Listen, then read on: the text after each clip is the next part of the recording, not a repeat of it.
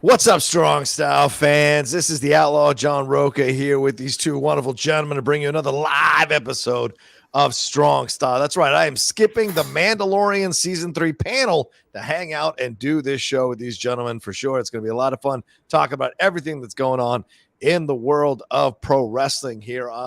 Aaron Turner, how are you? How are things there in Orlando? Ever since I can remember, I've always wanted to be a gangster. Oh, shout out to Reilly, 67 years old. But if you're going to go in your sleep, having lived a pretty full life, taking advantage of everything that was offered to you for sure. And someone who's still taking advantage of everything that's offered to him. Chris Burns, how you feeling up there in Vegas, man? How you doing? Very essential to doing Vegas right. You gotta hydrate. Yeah. I barely survived last night, but here we are, ready to go. Not sure why we're all wearing red, but we're going to run with it.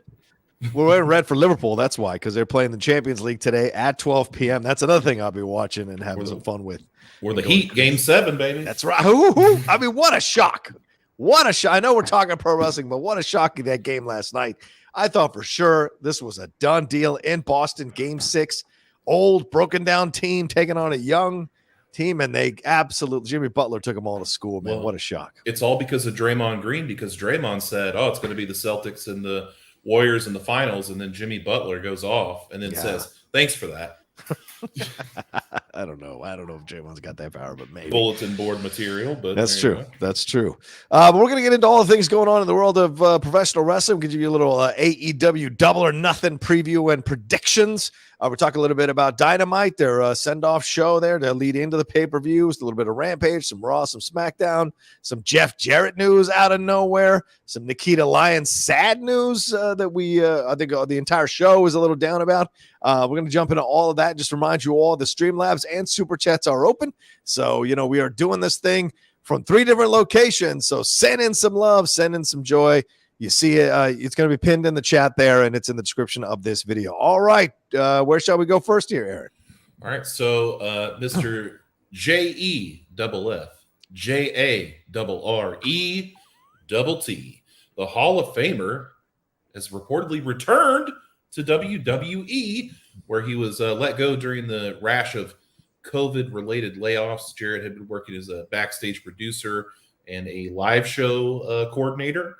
But now, allegedly, his new role is lead executive of live events, which is quite a bump in pay from what I'm hearing from my one source that I have, that Jeff Jarrett is the new lead executive of live events. This has nothing to do with the recent leave that Stephanie McMahon took, as these duties do not overlap. So a lot of people were speculating that, but that is not the case. Jeff Jarrett most recently wrestled Effie for GCW, and they were looking to do a rematch. Looks like that's not going to happen. And of course, Jeff Jarrett has a very successful podcast with, of course, the Podfather himself, Conrad Thompson, the My World podcast. So thoughts on Jeff Jarrett walking his way back into WWE? Slap nuts? I don't understand. In any sport, you've got that one coach that keeps getting multiple opportunities to do what they do, and you're like, I don't understand how that person keeps getting hired. Jeff Jarrett is that for me. I have never, ever been a Jeff Jarrett fan. I think he's one of these guys that's an irrational confidence guy, but that doesn't come through in the clutch. He's just one of these guys that thinks, we play basketball with the guys always shooting. That's Jeff Jarrett. And you're like, well, when he makes that 1-3, he's crowing about it, but you don't talk about the other 23s that have clanked off the side of the rim. It's so to me, that's how I view Jeff Jarrett. And I don't understand how people in the wrestling business look at him and want to elevate him. I mean, we talked about it on the show, I think in weeks before, with this idea that he wanted to be the man. And that's how the whole thing went down with him and Hogan, that he wanted to be the man. He was mad that Hogan wanted to be the man. And so to me, putting him in this big location, he must have some hell of a connection with somebody in WWE, because it makes no sense. Is this a Khan move? Is this a Vince move? I want to know whose move this is, because if this is Khan bringing in his guy, this feels very reminiscent of TNA when they brought in Hogan and Bischoff and all those guys, and they ruined TNA on its ascendancy. So this feels weird to me. What do you think, Chris? Spend my days working hard on the go, but the hands on the clock keep spinning too slow. I can't wait to be alone with my baby tonight. Oh God. Now, if he sings that at every live event, this was a great hire. Otherwise, you want to talk about failing upwards with this guy? Yeah. Yes. I don't understand. I'm with you, John. I don't get it. Like years ago, he asked, "Ain't he great?" and got a resounding no. No, you're not great. Not that he's, the worst wrestler performer in the world. Not that he's like a supposed dick backstage or anything like that. Obviously, he's born and bred in the wrestling business with his dad, running Memphis for so many years, et cetera, et cetera. But what? I mean, okay, you were a decent performer, right? Everywhere you went, you were never an all-time great or anything like that. No one's ever said, "Oh, who just like was an astounding trainer" or anything like Jeff Jarrett. No one's ever said that. No one's like, who has just like a brilliant creative mind in the business? Jeff Jarrett. No one said that. Yet it's just like, leave WWE, become the chosen one in WCW, come back to WWE, leave again, start what was it like? Not XPW, like the Universal Wrestling Federation or some shit like that. Global Force Wrestling. Then he tried to pretend he was part of the fucking Bullet Club for a while, which really pissed me off. And then he did, GCW. It's just like, he comes back to WWE in the Royal Rumble and he's a producer, and then he gets fired, and then he goes to GCW, wrestles a match, and now he's back again. He's got pictures of somebody doing something, because in fact he's got pictures of all. He knows where all the bodies are buried. He knows who's behind the mask at those parties. He's got too much intel, because that's the only way it makes sense that he keeps getting chance after chance after chance after chance. He's a lifer, which makes no sense. Yeah. What do you say there, Aaron? What's your thoughts on this one? He's a horseman. Oh, how dare you! Don't you dare! How dare you! Don't you dare! That's like saying Paul Roma's a horseman. No one remembers that. Never happened. Never happened. It's a running gag. But anyway, so I feel like you guys aren't putting enough respect on Jeff Jarrett. Oh no, I think we are putting enough respect. Hold on. The producer and talent scout, because think of, like, for better or worse, like in TNA, like Jeff Jarrett kind of put himself, like, I don't mean kind of, he always put himself over, but the guy had an eye for talent. Like, he made AJ the world champion. He brought in Samoa Joe, Christopher Daniels, Kazarian, Low Key, all these guys in TNA, Bobby Roode, Eric Young. He brought in all these guys and groomed all of these guys. This was all Jeff Jarrett. And now look at what those guys have done since. AJ, one of the best in the fucking world. Even Drew McIntyre. Like, Drew McIntyre was champ, got his first world title there. So did Bobby Lashley. So Jeff Jarrett does have a bit of an eye for talent. As a wrestler, please check out our Strong Style TikTok to find the greatest quote ever about Jeff Jarrett from Mike Graham, who said that he broke 1,000 guitars and never drew a dime, which is an excellent quote. I'm also not a big fan of Jeff Jarrett, a wrestler. Okay. I think that he's way overrated. I never watched Memphis wrestling, so I don't know anything about him. I know that it's where someone named Rocky Maivia or Dwayne The Rock Johnson got his start. So that's apparently true. It's pretty good in Memphis there. Jerry the King Lawler, of course. But he's just never been that guy, like calling himself the king of the mountain. Ain't I great? Don't piss me off. Slap nuts. Like, none of it ever stuck. No. And then, he's in infamous bad moments, like the one with Hulk Hogan. The only thing I remember about Jeff Jarrett in WCW is he got beat by Booker T for Booker to win his first title. Right. That's all I remember about Jeff Jarrett in WCW. And in WWF, he walked out twice. Yeah. Twice. And then Stone Cold Steve Austin gave him a stunner and mocked him, and that was pretty much the end of any kind of relevancy Jeff Jarrett was going to have. So, if you haven't seen that clip, Stone Cold delivers a stunner and then does the strut, and it's amazing. So, cool as an executive, but as a wrestler, no thanks. And Stone Cold just had him on Broken Skull Sessions. I saw that the promotion there with them both flicking each other off. which is really funny. And yeah, it's just mind blowing. I think what Chris said it perfectly. He fails upward somehow because, as you said, Aaron, he left as a backstage producer. He came back, elevated multiple levels as an executive now, where he's going to be making decisions. And maybe you're right. Maybe they think that he's got a great eye for talent. And at this point, you know, they've got a bunch of young talent in there. They're trying to kind of rebrand, and they've been rebranding NXT, but they want to see where who's going to appeal, who's going to go over, who's going to get over. You want a seasoned pair of eyes on there, and maybe that's what it is. He's just going to take a look at the talent that they have, decide who he sees as the possible future, and they take a chance. And he could be right. So all the shit we give him, he could end up being a guy who actually understands talent when he sees it, no matter what his ego tells himself about himself.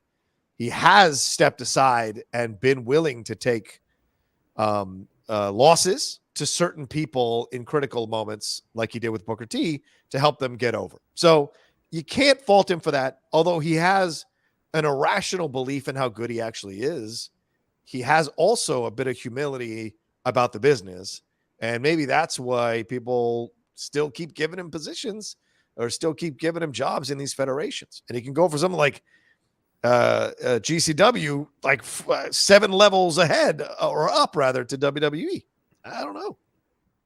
Yeah, just to clarify in the chat, he is his new roles is the lead executive of live events. Yeah, right. That is what's going on. Imagine real quick, if you will, Chris, before we go back to you, you trade William Regal for Jeff Jarrett. Just saying. That's is what they did. The longest Jeff Jarrett conversation anyone in wrestling's ever had. We can move on. I just can't even believe there's more to say. I can't even believe it. Fine. Let's move on. All right. So next we're talking about something Jeff Jarrett didn't produce, and that's Monday Night Raw. So we can't blame him for it. And we'll go over this because, man, there's boy. So I'll run down the match card, then we'll talk about it. Riddle and the Street Profits defeated Sami Zayn and his bloodline brethren, the Usos. Damian Priest and Rhea Ripley defeated Liv Morgan and AJ Styles. Veer was going to attack Jerry Lawler, but the Mysterios got involved and stopped it. Alexa Bliss defeated Nikki ASH. Cody Rhodes defeated The Miz via DQ. Ezekiel defeated Chad Gable.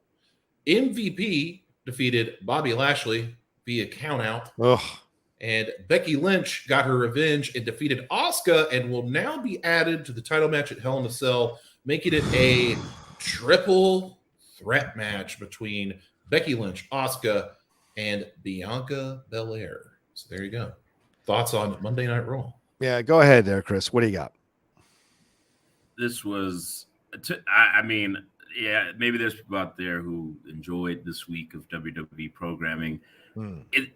This was garbage. This was a garbage episode of Raw for me. I mean, and maybe they're just feeling it like, oh, this is AEW's big week and it's their big pay-per-view in Las Vegas. You know, as we know, AEW only does 4 a year, so they're just like, you know what, we're gonna extra phone it in this week because everything you just said. Was there anything compelling that was just said? Like anything that's like, oh God, can't wait to see what happens next week? Like, dude, when Ezekiel is the best crafted story on your flagship show, there's a problem. There's a serious problem there. Like everything else is just repeating. I can't believe as good of a win as it was for Asuka to beat Becky with the Mist the week before. You just run it back. Exactly. Becky beat her. It's like, oh, I thought we were done with the 50-50 booking. I thought that was a thing of the past. Like, the MVP, Bobby Lashley, Omos thing is just like, not one thing has been good. Why just drag it out? Keep it going. You've had a cage match already. Well, I don't like, you're going to, finish it in Hell in a Cell? We're going to do yet another cage with these two. Like, it's just annoying. That's what Raw was this week. Raw was annoying. It wasn't even boring. It was just like irritating. that I don't feel like we need to go over the entire card. It's just like what stood out. I'm trying to think. Nothing stood out. And then anytime that Riddle is there without with Randy, there's always like, well, where the fuck is Randy Orton? And, I don't know. Just Raw for me was not great. Not great. Yeah, it was kind of confusing, because the Veer thing, I think they're fumbling the ball big time on that because the Mysterios don't feel like any kind of match for this guy. Beating up an old man and his son, who was a marginal talent at best, is not going to get you over. Look, no offense to Ray. Ray, I love Ray. He's been doing it a long time, but he's an old man. It's not going to get Veer over to beat these two up. And I'm hoping this is just a stopgap to get him to his next thing. You want to impress me? Put him up against Drew McIntyre. I don't care about brands or anything, but let's start putting him against some real big talent. Put him up against Cody Rhodes. Put him up against The Miz or Rollins or something. Or even, I know KO's doing his thing with, but I mean, just got with Ezekiel. But you got to give him something. And I think right now they're just kind of letting him tread water, and it makes no sense when you bring a guy back, make such a big deal about it. And then you hand him these two guys that are easily beaten by him, and so to me, they're not doing well with that. The Becky Lynch thing was a little weird. I agree with you, Chris. It makes no sense that that Asuka won last week, and then you kind of take that victory away by having Becky win this week. And then in the end, why is Becky in the triple threat match? Like, are you going to give her the belt? Because if you're not giving her the belt, then I don't understand the point. Other than, here's some more intrigue, and put more butts in seats, or maybe this will sell more tickets or whatever. But Asuka deserves to go one-on-one to get a shot at the belt, to get the thing back. And I think it's frustrating that we're going to miss out on an Asuka versus Bianca Belair match one-on-one, which will be awesome because you're throwing Becky Lynch in there.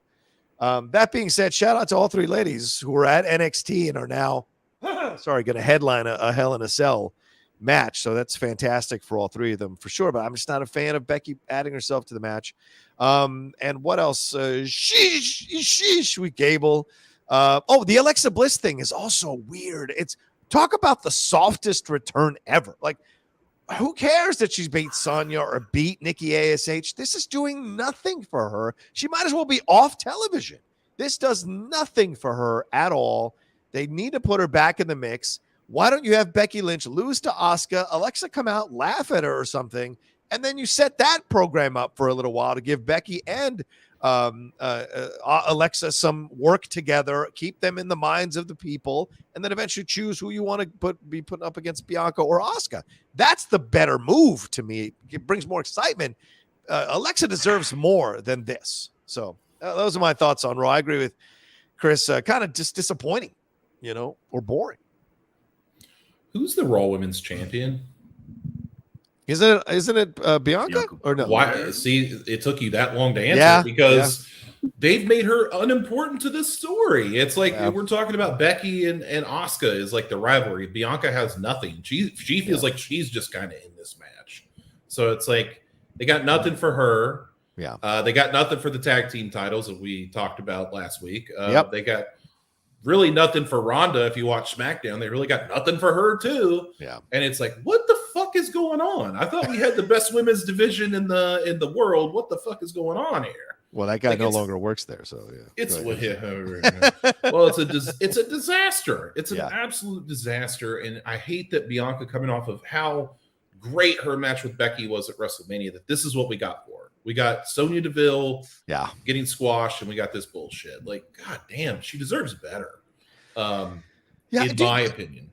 Let me ask you guys something, Aaron, because you bring something to mind. I'll get your thoughts on it first, then Chris. When you're a champion, do you have to rattle the cages to make yourself more a part of the program with WWE? Do you have to be on them? Do you have to be in the office? Do you have to be kind of talking to creative all the time? Do you have to make so that you don't get kind of forgotten in the mix like Bianca is being forgotten? And we're seeing this with Thunder Rosa over at AEW as well. This idea that like the champ is not even a part of the daily programming and highlighted in the weekly programming, highlighted in the weekly programming at the level that she should be. Do you think it's because she's not, like out there like politicking or being in their faces and in their ears all the time with suggestions for what to do with her on these shows. I definitely think that's part of it. It seems like, I mean, it's very clear that the WWE sees their titles as props, and it's like there's no prestige in anyone's mind about it. Like, they feel like if you take it in any way seriously, then you're just being a mark, you know. It's like, well, their entire structure of your program is centered around the wrestlers wanting to win the belt. So if there is no prestige to it, you kind of broken the entire thing, right? So I don't know. And what irritates me the most about that notion is that's not how you treat Roman Reigns. You know what I mean? Like, you would never treat his title run as anything less than the most important thing on the program. You never would do that. And just like they would never have done it with Hogan, they never would have done it with Austin. They never, you know, whoever you want to name. But it's like nowadays when they make these horrible decisions, it's like, it's just a prop. It's not that serious. We don't. And then also, Bianca's always wrestling her future opponent for the title. Mm-hmm. It's just like, if you've seen them go at it 1,000 times, what's supposed to make me excited about the fact that they're going to wrestle again at the pay-per-view? Yeah. And they do that with a lot of matches where it's like, you've seen the match 4 times before you've seen the match. And it's very frustrating because Bianca is so talented. She's not the greatest promo in the world, but she's serviceable. Yeah. Her athleticism is unmatched. I just want to spend a second giving her flowers, just because you guys are 100% right. She deserves so much more. Has 2 monumental marquee victories at WrestleMania back to back. And it's like, it's never talked about. She barely shows up on the program. She doesn't have a story involving her own title. It's about the 2 competitors for the title. And it's just, it's very frustrating and very confusing. Yeah. Aaron? I think that WWE has a problem right now, and that's the lack of star power, because we've got Roman's gone, Brock's gone, John Cena's gone, Randy's hurt, Charlotte's getting married, Sasha and Naomi are doing their thing, Bayley's still injured. It's a lot of stars missing, dude. That's a good point. That's a lot. That's a lot of star power. Yep. So then you would think that would make you lean on the younger stars that you have, such as a Bianca or somebody like that. But they don't do that, and it's so weird. Yeah. Like Chris said, like, they run it back. They ran the whole thing back. They had Bianca sitting at ringside last week. They had her sitting this week before, and she got pumped both times. Yeah. And it's like, God damn, like, she should be kicking everyone's ass. She should be out there fighting like local talent and beating their ass. That's what should be happening every week, to build to a Rhea Ripley or somebody. Give her a challenge of some sort. You know what I'm saying? It's annoying. Why can't they make her the Roman Reigns on the female side of things? Do it. Why can't you see them trying to do that with Jade Cargill in AEW with the baddies? That's essentially her bloodline. Why can't we do that with a little bit with Bianca, and the fact that why can't we have her play the both sides of the fence here, messing around with the hazy line between heel and face, because we know she can play heel really well. Having her mess with Becky, having her mess with Asuka, leading up to these matches where you're kind of, maybe you're cheering for her, but you're also like wondering what she's going to do. And then you have more of the X factor and the electricity there, because you don't know what's going to happen. Is she going to retain? Is she not going to retain? Because I hope they keep the belt on her, give her a hell of a lot of matches that are incredible over the next year, so that the reign starts to have real prestige and real, legacy status to it. And I think that's what there's got to be the focus. So to do that, you've got to let her be more involved, rather than the decades old trope of having them sit and do commentary while they're watching the match of the 2 people they're going to face. Why not have her interfere? Why not have her come in and go, you know what, I'm sick of this and watching this, go up in there and kick the shit out of the both of them, and walk on out. Like there's got to be a stronger presence. Stone Cold did that all the time. Why can't she be like that? Even though he was a face doing all that shit, why can't Bianca do that shit as well? That's very much in her wheelhouse. It just makes no sense to me at all. I think Zeno in the chat actually said it. They have a serious problem booking babyface champions. Like, yeah, as soon as the company is healed out as like all the time. The company itself is a heel in the storylines. You know what I'm saying? Like when the owner of the company is a bad guy, and you know all the heels get all the attention. Roman Reigns, the Usos, you know, Kevin Owens, etc. It's like, and then you look at the babyface, and then they're all like kind of dumb.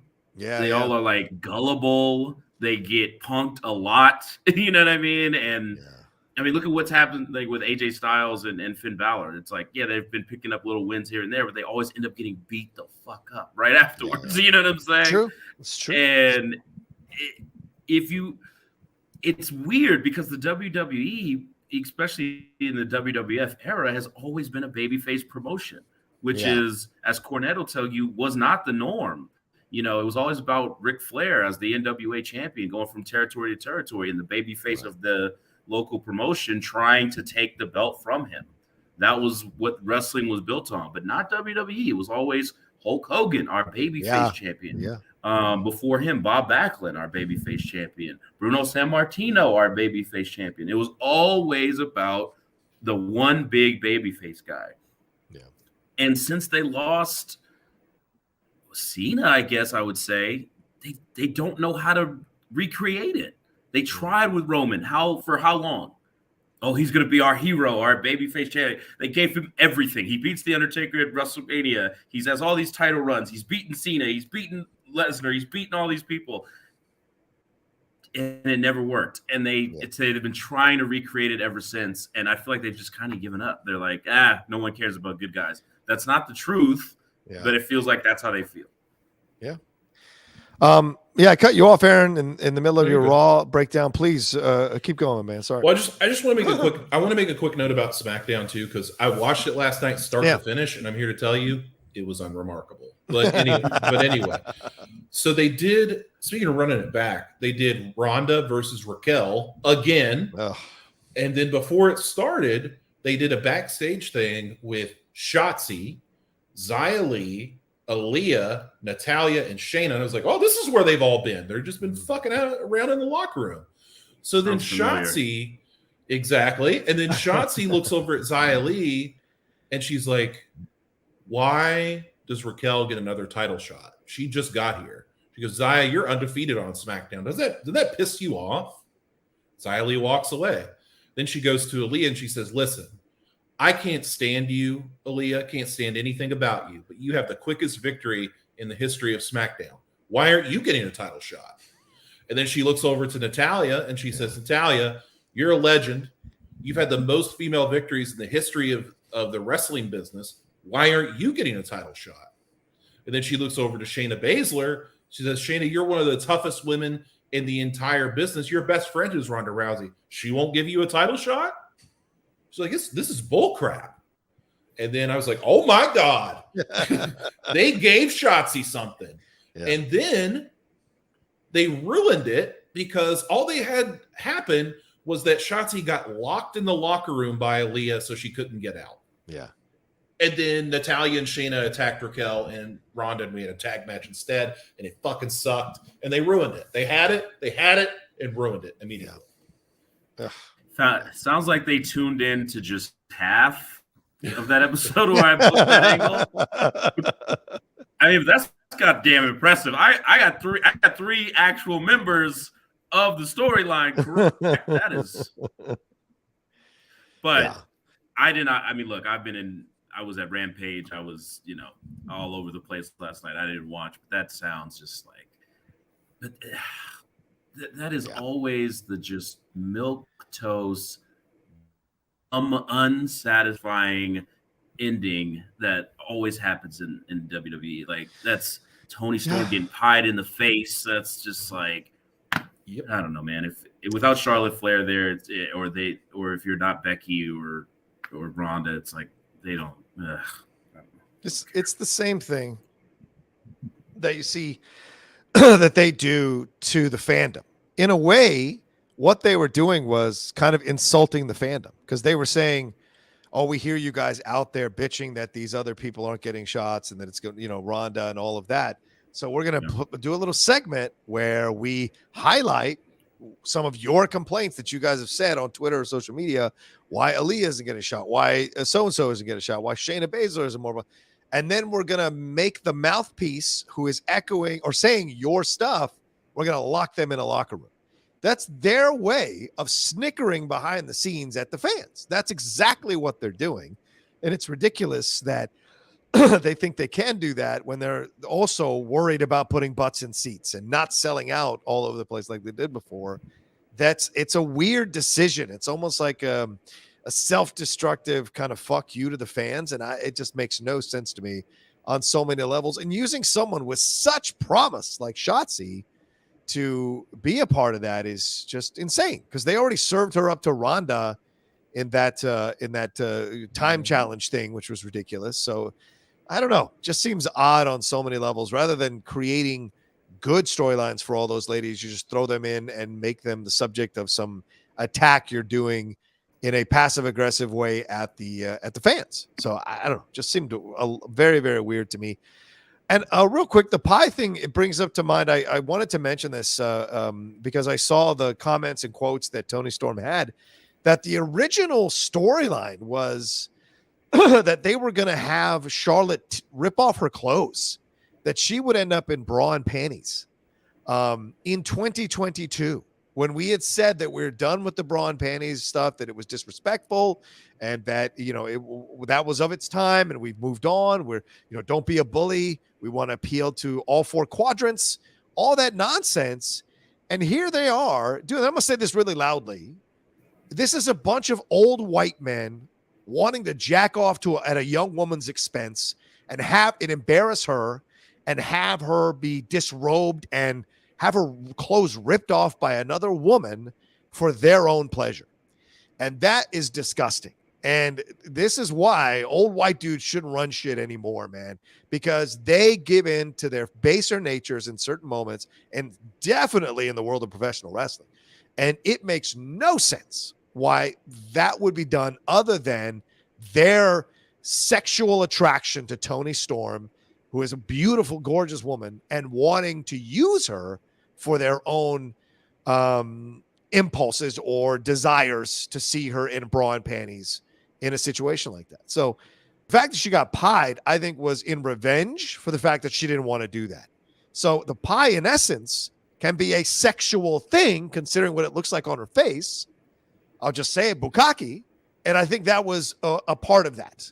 So these motherfuckers need to stop doing this because that is so horrific to do to a young talent. God damn it, to a young female talent. It makes no sense. And I just think when I heard that story, I just got so pissed, just so pissed because it's so insulting to a young woman. And no wonder she walked off. It makes so much sense that she went home because she's like, fuck this. I'm buying the ticket to the airport or airplane. I'm going home and I'm not coming back to the WWE because if this is the way they see me, I'm going to take control of what I show and I'm going to do an OnlyFans and whatever. Like I'm going to control how I look on television or how I look anywhere. And so to me, it makes so much sense now why she left. She was burnt out because they wanted to use her in that way, which is such a base way and insult her talent. Anyway, I just wanted to get that out. I'm not sure what you guys feel about it, but I was really pissed about it. So the hub is free. Just saying. Fair enough, Aaron. But no, you're right, John. Yeah. If you don't know what that B word John said means, don't Google it. Yeah, don't Google it. But if you know it, you know it. Is there, Chris, what were you going to say? Sorry. No, I was going to say, and that really colors the Naomi, Sasha situation of just like being in that company and hearing like, oh, this is what they think of our division. This is what they think of us. This is what they think of our titles. again, something that they fought, that Sasha specifically had fought so hard to get introduced into, the WWE landscape. And it's just been like, who, if you don't care, why should I care? You know what I mean? And I feel like we've all been in that situation several times. That's a good point. And WWE more than once has made us keenly aware that they know what we notice about their bad booking, and then rib us. You know what I mean? Mm-hmm. Which goes to your point about you got to get these fucking guys who've been there forever. These Kevin Dunns, these Laurinaitis. I mean, dare I Pritchard. Say Vince too. Yes. You got to get them out of there. That's an old way of thinking. It's it's outdated. It's tone deaf. It's all the things that you could, use as adjectives to describe it. Like, you're even just from a corporate standpoint, a money-making standpoint. Oh, the fans want this. Let's tell them that we know what they're asking for, and then say "fuck you." Isn't that hilarious? You know what I mean? I think about this all the time when somebody who doesn't need to be named, gave me some intel about one time when Roman Reigns, I guess, entered the Royal Rumble and the fans just lost their shit and booed the shit out of him. Yeah. And, he told me he's standing next to Vince McMahon, and Vince McMahon was laughing his ass off. Wow. It's one thing to appreciate something going wrong or botch or whatever, Vince McMahon having a terrible stunner and Stone Cold laughing about it. That's one thing. To purposely go against what the fans have been clamoring for, screaming for, because it's not part of your agenda, and then thinking that's hilarious is like, I mean, that tells you everything you need to know, right? Yeah. So, tough, but we're to blame. We keep giving them money. It's a cult, dude. It really is. Yeah. All right, Aaron, where are we? Oh, sorry. I got some Streamlab that came through. Ladies and gentlemen, keep sending in your Streamlabs and Super Chats here. You see the Streamlabs address is pinned in the chats in the description of the video. John Alexander sent it. He says, Jeff is the most overhyped average wrestler ever other than Just Incredible back in ECW. Damn. Ooh, okay. I didn't feel like Just Incredible. That was kind of mean to Just Incredible. I feel like Justin was a better wrestler. The fuck did he do to you? I mean, he wore the jorts before Cena. Come on. Put some respect on Aldo Montoya. I like Just Incredible. He was great in ECW. Stephen Merced said, and by the way, the Blue Meanie is your average wrestler you're looking for. Stephen Merced said, it's crazy to think that Cody has wrestled Seth Rollins almost 20 times already since he has been in WWE. Stupid. It can't be fun to wrestle someone that many times in a short period of time. Yeah, I 100% agree with that shit. So, yeah. Dude, gentlemen. What was once a dream match is just like, okay, man. You know what I'm saying? Yeah. Like, all right, yeah. And wrestled a shit ton of times, baby. Like, so many people on the roster. Let's go. I don't want to eat the chocolate anymore, Mom. I don't want to eat the chocolate. Exactly. I love Marco's Pizza, but I don't need it Monday, Tuesday, Wednesday, Thursday, Friday. Monday's good. Jesus Christ. Good. I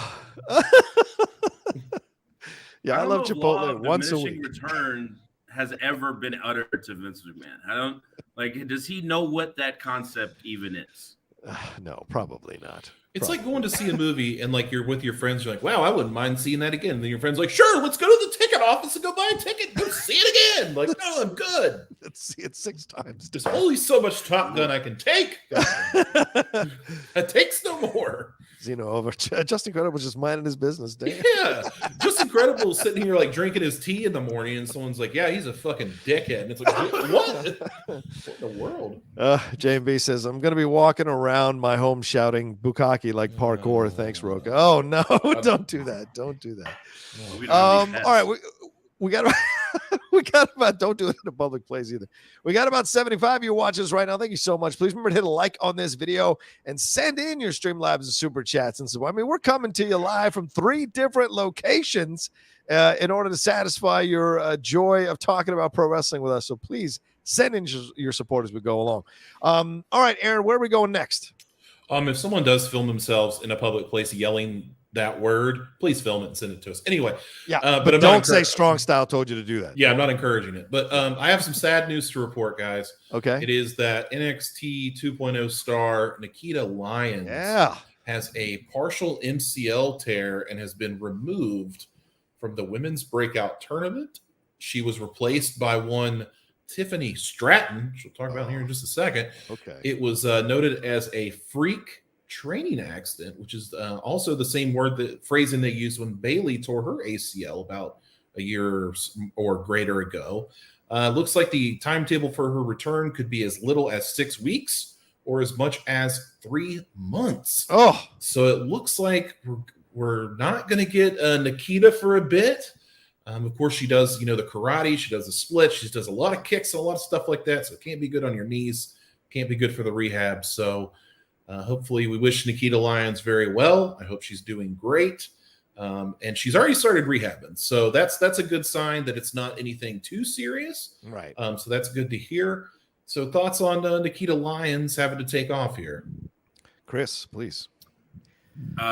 Nikita, baby. I don't know if you're getting all the care packages I'm sending you. I haven't gotten a response, or maybe maybe it's going to spam or something. Sure. I don't know. Something's weird. I don't know, but I don't know. Like tweet at me or hit me on the Instagram DM, whatever it is. But I've been sending these things every few hours or so. Cards, things like that. So I just want to know that you're getting them, not, nothing else really.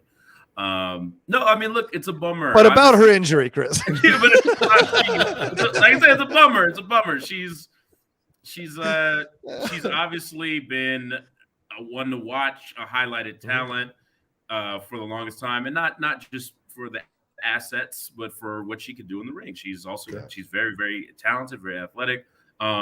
And she owns everything. She owns everything about herself. She knows what the chatter is online and all that other stuff. And she's like, you know what? I'm going to embrace it and use it to my advantage. And that's what it's always nothing but respect.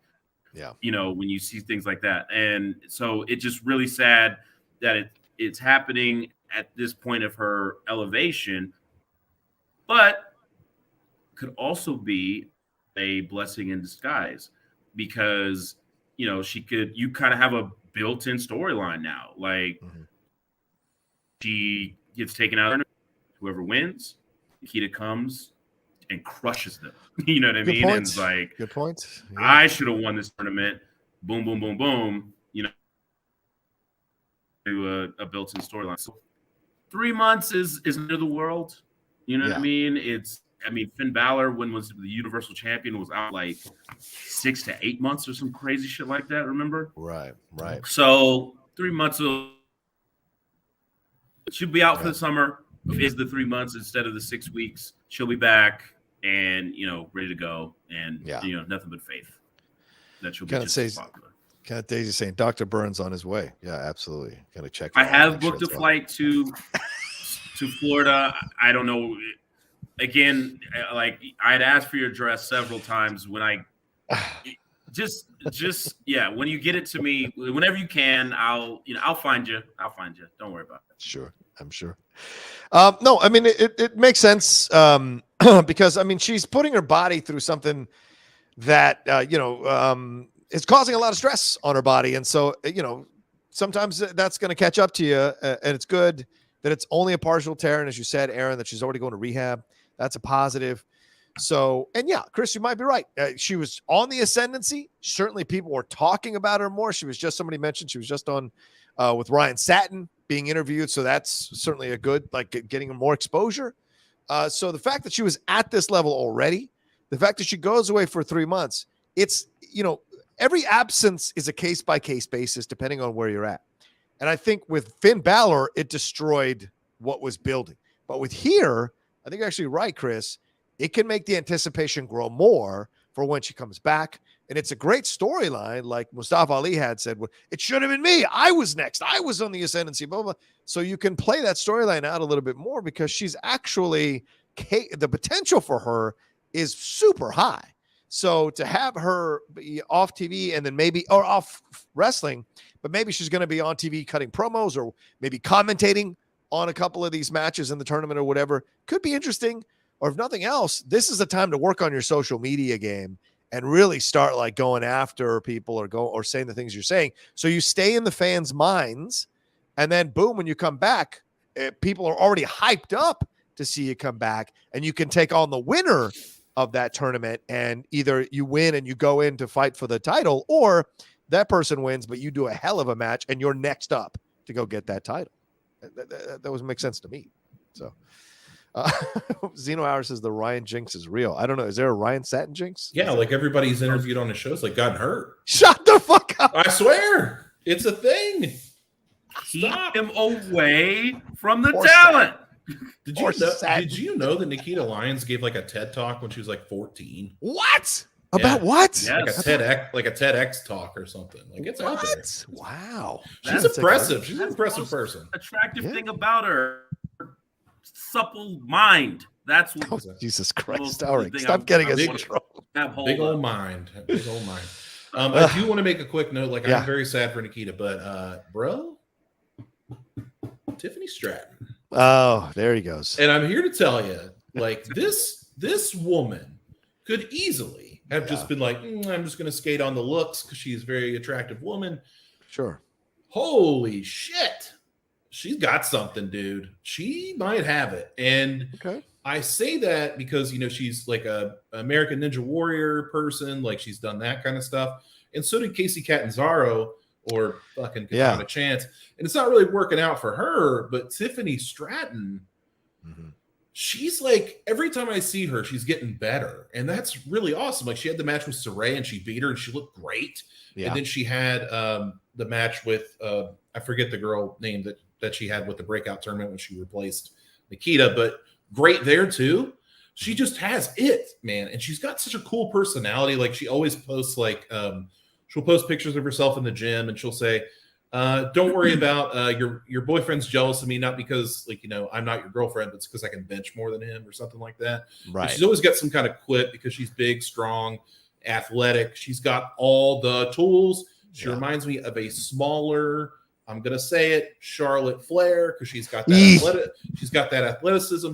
But I think she has the chops to be a better promo and have a better personality. Like as long as that comes along, she'll be a great heel for a while for NXT. I think. I think the potential is there for sure.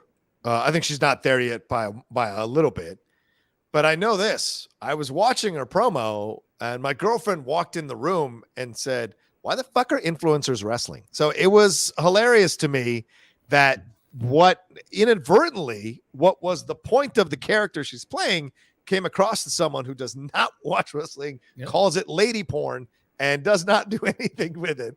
But like that was it. But she immediately knew from sight and from the way Tiffany was talking that the character is working for someone who is not involved in any of this wrestling stuff. And so that's a positive for her. And yeah, I think so. All the tools, all the possibility, all the potential. And you're right. When one goes down, something opens up for someone else. This could be the avenue for Tiffany Stratton to start in her own ascendancy if they let her go for a long run in the tournament. We shall see. Well, she's in the final, so she's there made it. And apparently the name was Fallon Henry, as I've been told like 5 times now. I get it. Okay. Sorry. Okay. Fair enough. Sorry. NXT. Sorry. All right. Let's see. We got a couple more here came through here. See Streamlabs. Justin Toner says, "Hey guys, as much as I like the idea of the Owen Hart tournament, I feel like they have been a waste because what is the winner getting? A belt? Why not a title shot? And the way the women's bracket has been booked, I think it has been a massive mistake as well." Let's put a pin on that because we are going to talk about it. And then Adrian sent in, "What's up, Adrian? Good to see you." He said, "Hi, guys. What are your thoughts on Seth Rollins versus Cody feud? For me, it's been interesting to watch, but the Bloodline title wins is getting old for me. I thought it would be Riddle and Orton winning. What are your thoughts on the Bloodline winning their titles and unifying the belts, gentlemen?" I mean, I think we already talked about Cody and Seth. Yes. And just please be done after a Hell in a Cell, please. as far as the bloodline, it's just like, dude, if you're gonna, I mean, the Roman unifying the belts, obviously priority. Yeah. The Usos unifying belts, by all accounts, was an afterthought. Like, apparently from Vince was, well, we pumped it up so much, we might as well do it. What? You talking about unifying your titles, and that's your approach? Yeah, well, I guess we promised them. I guess we should fucking. So, and there's an opportunity here, which is really irritating. It's like, okay, if Roman is gonna be taking time off and not gonna be on every TV, and fine, he's a made man. We know what that is. He can be Hogan in the 80s, where he wasn't on every TV show. He just cuts promos, and then you see him at the pay-per-view. You pay for the pay-per-view to see the champion. Fine. Totally fine. In that case, make the Usos, the tag division, the most important thing on the show then. Because they're the only other title, besides the women's tag team titles, that can travel. So now, success that I saw in 2003 in SmackDown, when Paul Heyman was booking SmackDown. Yeah. You had Kurt Angle, Edge, Christian, Jericho, Benoit, Eddie Guerrero, Rey Mysterio, Chavo. All of them were in tag teams. Yeah. All of them were in tag teams. And it was the only time in history that SmackDown outdrew Monday Night Raw in the ratings. Wow. You did it with tag team wrestling. And do it now. Have a tag belt that travels between the brands. Yeah. Take your top stars, get them in tag teams, and as much as they hate to in WWE, there's the most energy in recent times. Have you noticed? You know what I'm saying? When RK Bro is doing their thing, the crowd's going bananas. As no storyline as the Street Profits have had, I don't think they've had one storyline or angle or anything since they came to the main roster. No story. People get hyped for their matches. You know what I'm saying? The Usos can deliver a 5-star match at any given time. So can the New Day. Yeah. All these people that get really, really, really strong. And then the guys who are singles, like Cody and Seth, Kevin Owens, blah, blah, you make them even more special by maybe not having them in tag teams. It just helps everybody. It just really, really helps everybody. And then all those guys you got sitting in catering, you know, you team them with somebody. Now you get more television time. It's really a big solve to a big problem that the WWE roster has, but they just can't be bothered with tag team belts. Good points. Aaron, or thoughts? Division for that matter. Right. I see your tag belt discussion, but like you said, they don't care. Even though they're getting the response, they don't care. And they don't care about my suggestion, which would be to elevate the Intercontinental Championship, the United States title. Because as much as I like Ricochet, right? Like Ricochet is the Intercontinental Champion. Why can't Drew McIntyre be the Intercontinental Champion? Like he's a big star. Like do that. Like if you want to do that, just do it. Make Drew the big star. Now Drew's got the belt that can go. In theory, you can either, have him do banger matches or he can drop it to fucking Lashley or something. Like, just make the mid-card titles better. How about that? Yeah, that's a good way to solve it as well. Absolutely. All right, Aaron, let's see if we got any more Streamlabs or Super Chats that have come through. No, let's move on. And while we move on, I'm going to go grab some water because my throat is absolutely dry. Be right back. Am I supposed to go on? No, I'm just kidding. Yeah, you go on. I'm going to take myself on. All right, speaking of women's tag belts that have no meaning, Tony Khan is thinking of adding women's tag team title belts to AEW. This comes in a discussion where Tony was on a podcast this week talking about that. And it is worth noting that the WWE, of course, NWA, Impact, and NXT all have women's tag team belts, and really no one seems to care. AEW did have a women's tag team tournament in the summer of 2020, which was eventually won by Ivelisse and Diamante. Ivelisse was later fired, and Diamante is rarely seen outside of YouTube Dark and Dark Elevation. So I guess I'll go to Chris here. Chris, thoughts on AEW women's tag team titles? Can we get a functioning women's division before we keep adding stuff to it? I mean, it seems. I mean, it's like a car with no engine, and you're putting rims on it and fucking tricking it out and put candy paint on. It's like the car doesn't run. Why are we doing all this extra deck BS? I guess we can talk about it now. I was there, last night at Rampage, decision making in person, and saw the fans turn on Ruby Soho in a way that I don't know if I've noticed a situation where stop it, Aaron. You stop that right now. But I don't know if I've seen a situation where the fans have turned on AEW booking like they did last night on Rampage. For years, we've talked about how, a lot of times in WWE, fans will boo. They're booing the office. They're not booing the wrestler. They're just like, fuck this decision. This is stupid. No one wanted this. Why are you doing this? And that's exactly the heat that happened when Kris Statlander lost to Ruby Soho. Had nothing to do with Ruby Soho. I was in the building. They were singing along with the song. She had support.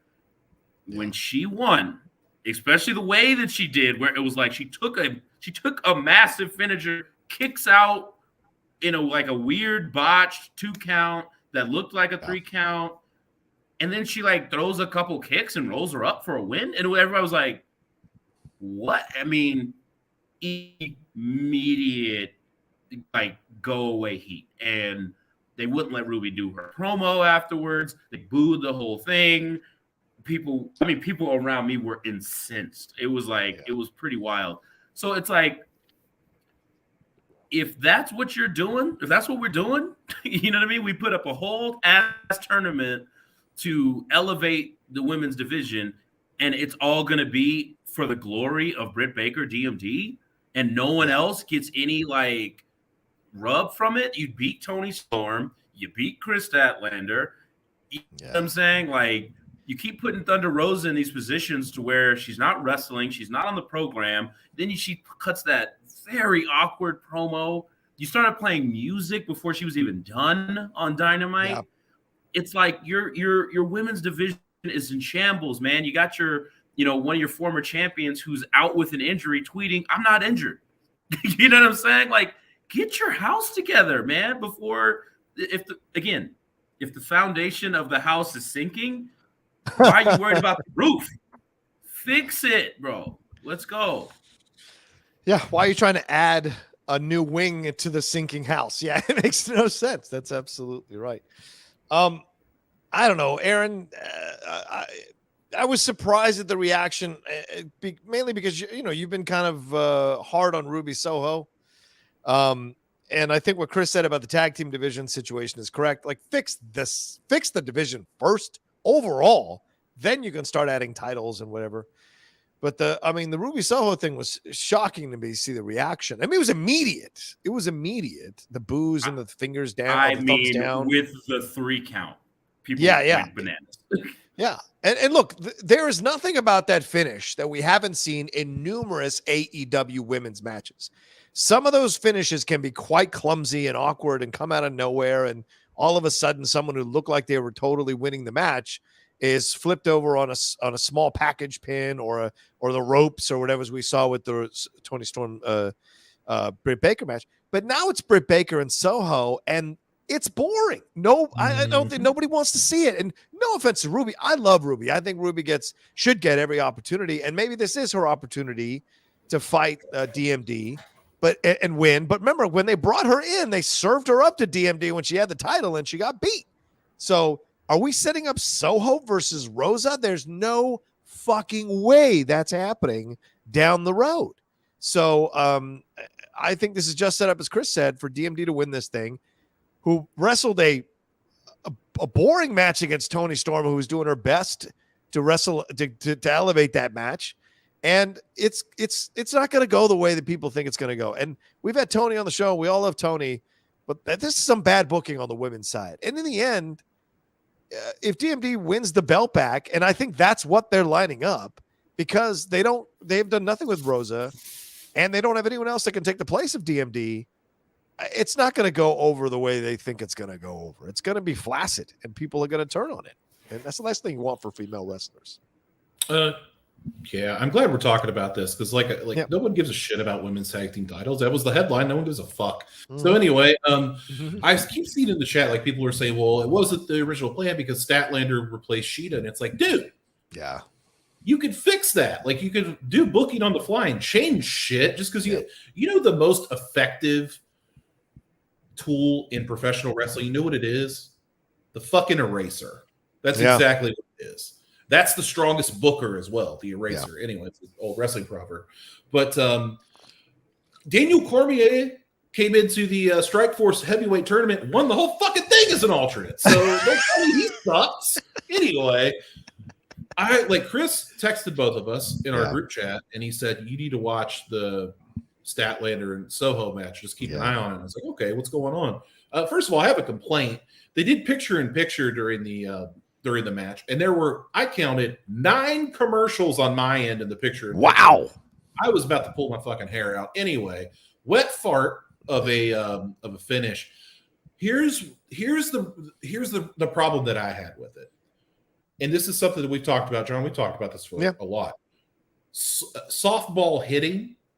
I know we're not trying to hurt anybody, and it's softball hitting. Ruby Soho looked like she was throwing pillows at Chris Statlander, and Chris Statlander said, "Fuck you, I'm throwing bricks at you." Yeah, and was fucking hitting Ruby Soho, and I was like, "Damn!" Like when it turned around, like when it started turning, I was like, "Statlander." Yeah, and then she hit that spinning Falcon arrow, and I was like, "Well, here we go. This is it."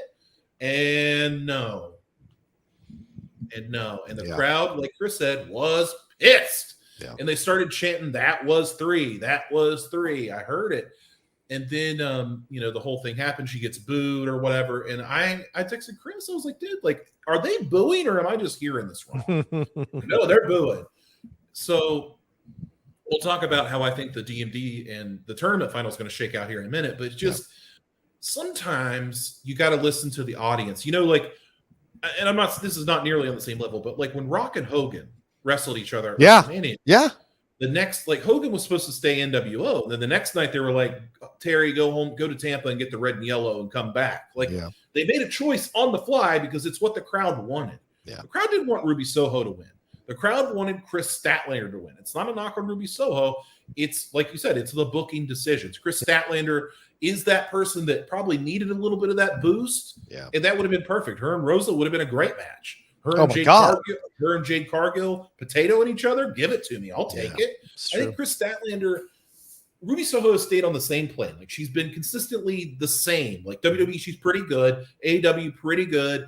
But Chris Statlander started as like botch machine, got with the best friends, and that kind of sucked. She's an alien. And now she's like reinvented herself. And she's a badass, dude. Like I like the new gear too. The new gear is great. I love the look. I love the attitude. I love the promo. Yep. I'm all into it. And that's who you should be leaning on. Yeah. And you shouldn't beat her. You should not have beat her. Yeah. Yeah, because we're gonna get we're gonna get Soho DMD Brit Baker. Neither one is gonna elevate the other.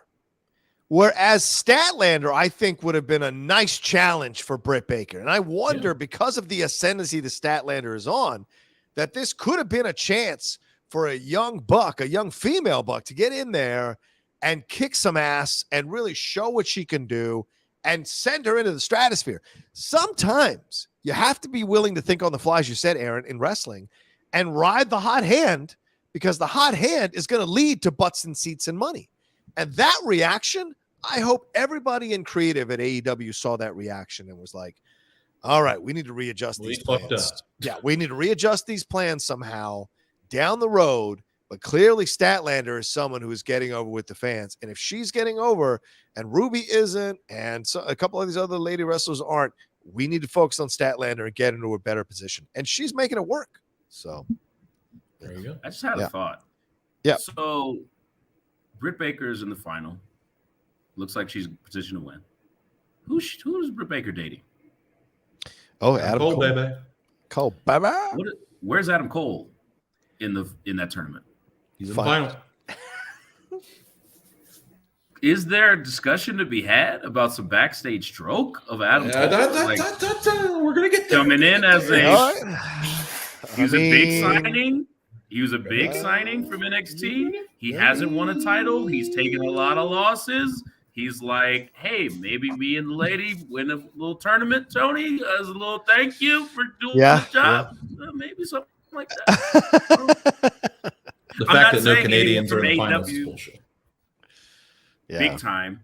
And I'm not saying that anybody from AEW told me that last night. I'm just saying this is up for discussion. You did promise. I was gonna say, like, my ears to the ground, and I heard something. I heard something there. You did promise you'd have information this week, Chris. All right, Kate. Oh, go ahead. Are you gonna say something, Aaron? Oh no, go ahead. Go to the Streamlabs. Yeah, say we're gonna move on to Dynamite. Okay. Super chat here from K-Dog. What's up, K-Dog? He says, I agree with Aaron. I've been saying this for years. Smart. The reason we enjoyed wrestling back then is because they made the mid and low cards interesting. They need to get back to it. They got over Booker T and Goldust as a team. That they did. That was some of the best promos ever with those two guys, for God's sakes. Orlando Rego is here again. So what's up, Orlando? Good to see you again. He said, Ruby should turn heel for the pay-per-view this Sunday. Since the fans turned on her and the fans will cheer for Britt, maybe Chris can face Jade in the future. That's absolutely the next point, right? Statlander and Cargill. That's got to happen. But if Ruby turns heel, that could be really interesting. Are you ready to turn Brit Baker face? I don't know. It could be because Rose is her face. God. So she'd have to lose, right? For Ruby to turn heel, Brit Baker would have to lose. Then maybe Ruby could take on Rosa, which isn't that exciting. And then down the road, we'll see what happens. So, it's a mess. It's just a mess. Everything you describe is a mess. It could be done. It could be done. I'm like seeing it sort of in my head. Okay. Because look, you said it to us yesterday, John. Like, maybe this was the plan all along, and they were like, well, shit, we don't want Britt to get booed out of the building for winning the tournament. So how can we do this? Oh, we'll upset them early. And that way they'll be in support of DMD. Because let me tell you, them DMD chants got loud when she came out after, they were booing the ending of the Statlander match. She's over. So it could be a thing where Ruby coming in as the face, and it's like a face versus tweener dynamic. And then Ruby like cheats horribly to win the match to get the heat. And now you do have a bona fide heel in Ruby to go up against Rosa, and it's not as bad as it would be going as is. You know what I'm saying? Yeah. But and there's your challenge, Chris and Aaron, isn't it? Because then you're like, Ruby, okay, here's a golden opportunity that organically happened because of our fucked up booking. What kind of heel promo are you going to deliver? This could be a game changer for you, like for Punk and the pipe bomb promo and other wrestlers have had in organic situations that they were able to take advantage of those moments. So will you come out and be like, you all turned on me and I came here and I did all this shit for you, like Hogan did when he turned NWO? That is the foundational promo to deliver when you go from face to heel, is the fans turning on you or seeing that the fans don't appreciate you the way they should. If Ruby's got any kind of ability here to deliver this kind of promo, she's got to deliver it if they turn her heel. It would be incredible. And by the way, I saw the Carpool Karaoke episode that AEW is on because I got them early as a screener. Ruby is charming as hell in that. So where's that? Give me that personality as a heel. Get up in there and fuck with the fans beautifully and turn it back on them. That could change her entire career. We saw it with Becky Lynch. She tried to beat up MJF because he wouldn't sing along. That's right. It was so funny. I do want to make one more point. I meant to make it earlier, but I didn't. In this match, like, Ruby Soho's been wrestling longer than Chris Statlander, But who looked like the veteran? It looked like Chris Statlander in there. Like she looked like she was owning that ring. Yeah, dude. And I felt like though it was like there were parts of that were a little choreographed, a little bit of too much participation with each other. But I was really impressed by Statlander last night, man. Yeah. Like, I can't get over it. Yeah. Yeah. Shout to that. Move on. Shout to that other super chat we got about the mid card people being elevated.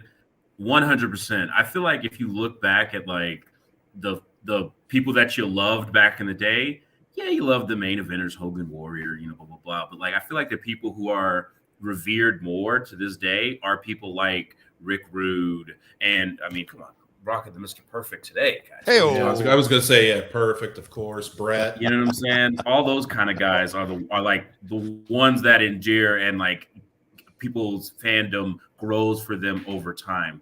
And I mean, you got nothing but opportunity to make a memorable mid-card title right now, WWE. Yeah, so just do it. Chris Taylor says, just a reminder, Adam Cole learned under the Triple H HBK, and those guys are master politicians. Yeah, that's a very good point.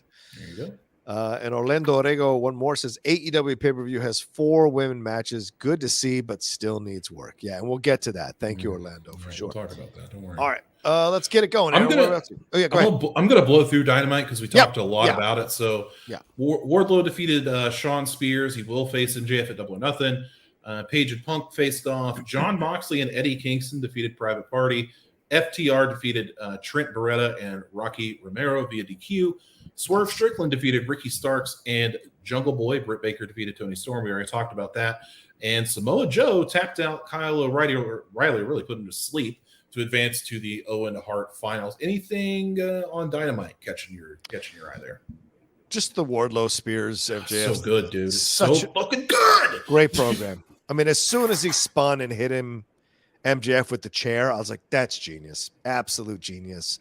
And then gets the victory. So all of it, and inside a steel cage. I mean, it's those kinds of things are really well. And look, you can compare Wardlow to Statlander.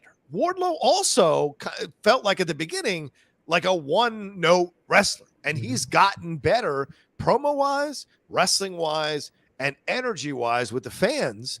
Statlander is on that ascendancy herself in the same kind of walking the same path here. So if you're doing that for Wardlow, you better start doing that for Statlander. But this program is great, and now I can't wait to see this match between him and MJF because I really don't know what's going to happen because it could go either way considering how much MJF has come out on the losing end to Wardlow and all this buildup to this match. You know, the resorting to the ball kicking with the belt, then getting, chair shot by Sean Spears, the chairman. All of that, it just leads to the possibility that it could be MJF who gets the ultimate revenge, or it could be Wardlow absolutely destroying him. So either way, I thought that's the thing that really stood out to me overall from Dynamite. Chris? I totally agree. MJF, if this isn't a work of you being frustrated with your contract in AEW, get that money when your contract comes up because every storyline the man is in has been the best storyline in AEW for the past how many years that they've even been on, television. Love the HBK referee outfit tribute, the Burberry lines and the referee shirt. I mean, little details like that are just the best. You know what I mean? Yeah. The only other thing I'll really shout out is the face-off between CM Punk and Adam Cole. Oh, yeah. Interesting development in the inference that no. The reason I'm turned up about this is because you're lying to the fans. You're pretending like you're this guy who's just happy to be back and this, but backstage you're a dick and everyone knows it. And I'm gonna expose you. And Punk sort of not even really disputing it, just being kind of like, I mean, why are you mad? I don't know why you're mad, guy. And it could be, it has like these undertones that, wait a minute, one of these guys isn't all they appear to be. Maybe Cole's actually a bad guy. Maybe Punk's actually a bad guy. Which one is it? And it added a lot more I mean, I was very excited about their match because I much like the MJF Wardlow, I don't know who's going to win, but this added a wrinkle that was like, oh, maybe this not only is making it more intriguing, but maybe it's like there's more to this feud after this match. Yeah, they don't really do rematches in AEW, but this has a potential. Yeah. Aaron, and before we move on to Aaron's thoughts real quick, we have 82 you watching right now. We have barely 37 likes. What the fuck are you doing? Move your mouse button over that thumbs up button. Hit it. It takes you 2 goddamn seconds. Hit the thumbs up button for the love of God. Sorry, sometimes I have to be hard asses with you guys.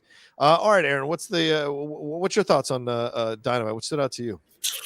The MJF Wardlow stuff. Like, it's so good. It's just oh my God, like that's good ass storytelling. That's what I'm talking about. I feel like we didn't really talk about him, but I feel like Keith Lee has been really lost in the shuffle. Man. Like, he came out strong. He threw poor Isaiah Cassidy to the moon in his first match, and I feel like ever since then it's been like Chris likes to say it, and I'm gonna steal it from him: the law of diminishing returns. It's just like every time I see Keith Lee, he's not the focal point. And I feel like if you're a big athletic son bitch like Keith Lee, should probably be the focal point. And it's just Swerve. It's just Swerve being so good. Yeah. And I think they meant to, like, this is one thing where AEW booking, this is where they went ahead and ran with it. Because I think initially they were like, well, we're going to help Swerve out and put him with Keith Lee. And it's really helping Keith Lee out because Swerve has been so fucking good that it makes him look better. And I don't think that was the original plan. So I just want to see Keith Lee get a little something. That's all. That's fair. I think that's totally fair. Any final thoughts on the Brit Baker, Tony Storm situation? Any final thoughts, or have we talked at all? All right. Sucked. Fair enough. There's a super chat, and then I think we can move on to Double or Nothing. Sounds good. This one's from Haskell. It says, hey guys, with that fan reaction, they should turn Ruby heel ASAP. Cut a promo blasting the fans who would boo her even more, could elevate her more. Yeah. Said the same thing just a couple of minutes ago. Absolutely agree with you, Haskell. Hopefully they do that. We shall see, though. We shall see. Because Tony always has a plan, and he doesn't always veer away from that plan. So we shall see what they end up doing with Ruby for sure. But there's possibilities. All right, let's see if we got any Streamlabs. No more Streamlabs yet. So we're heading into the last section of the show here, ladies and gentlemen. We're going to get into Double or Nothing, give our preview and predictions of what we think is going to happen. If you want to send in your questions, thoughts, and comments there about AEW Double or Nothing as well, do it now, and we'll hit them before we end the show. So, all right, Aaron, take it away. I guess take it away. So we're going to talk about AEW Double or Nothing, which this pay-per-view could be longer than the entire 3-day weekend itself. Anyway, on the pre-show, or the buy-in as they call it, we're going to run down all the matches and we'll give our predictions and thoughts. The pre-show match is Hook and Danhausen versus attorney at law Mark Sterling and Tony Nese in a tag match. Thoughts on this one, John? There's no fucking way Hookhausen isn't winning this match. It would make absolutely no goddamn sense if they didn't win this match. So 100% going to win this match. I am so on the Hookhausen train, and I want to see more from Danhausen. And Chris Van Fleet posted a TikTok that was really funny. He ran into Danhausen in Vegas, and he was walking with some dude, and he's just like, I'm going to play blackjack. You put in 21 and they give you $21. And it's like, what? That's not how it works. That's not how it works at all. But so brilliant to have him. So I am so on board with this. There's no way it doesn't happen. Chris? I love going to live events because you get to really see where the fan support really is, and also what the company knows about its fans and things like that. And, the merch stands and the people walking around, all Danhausen and Hook shirts. So I saw so many more of those than anybody else. Danhausen, Hook, and then in the stands for sale, it was like AEW in general, like I was there shirts, Punk shirts, Danhausen shirts. And I was just like, wow. Like, absolutely wow. So it's almost insane to me that they're on the buy-in as opposed to the main card. I don't think this match will be long. So it's kind of like it could be a nice little, palate cleanser of a match in the middle of the main card. But yeah, Hookhausen all day long. Or Hook turns on Danhausen. No. Put that away. Put that away. Bullshit. To set you up, but why are you kicking me? Why are you kicking me? We talked about AEW booking. Here's how you book it. Here's how you book this tag match. You have Danhausen in first. He gets the crap beat out of him. Yeah. You keep letting that anticipation build for that Hook hot tag. Then Hook gets the hot tag and beats the shit out of both Nice and Sterling, and then tags Danhausen back in and just drops his body on one of them for the pin, and then picks Danhausen back up, and that's it. And we're done. And that's exactly how you do it. You keep the mystique alive. You let Hook beat the hell out of some people, and there you go. I got the victory. Yeah, totally. I can see that. All right, what's our next? It's pretty good Danhausen. Anyway, this is the main card question mark because we're not sure if they're going to move anything. There's a lot of fucking. They added like 2 last night on Rampage. It's crazy. Yeah. We have the Death Triangle, which is Pac, Penta, and Phoenix versus the House of Black, Malachi Black, Brody King, and Murphy. Or Buddy Matthews, sorry, not Murphy. So who you got in this 6-man tag? Chris? As much as fun as this match will probably be, it baffles me that we found time for a Death Triangle match and no FTR on this card. Oh, interesting. Very weird, but Jesus. I'm going to have to go with Death Triangle, mainly because they've been getting their ass whooped in this feud over and over again, and Phoenix is just coming back. It would be strange to have them take a loss with Phoenix's return. I'll go with that. And Buddy Matthews is tired. He's dating Rhea Ripley now. He ain't got no energy for this match. Infer from that what you will. Yeah. I honestly don't care. This is like one of the matches I don't care about. But I'll go with the House of Black because I feel like they need it. They need something. I'll go with House of Black, sure. I'll go Death Triangle only because I think Malachi needs to move into a singles program. And I think the best way to do that is him maybe realizing this House of Black is there to serve him and not him be a part of the crew.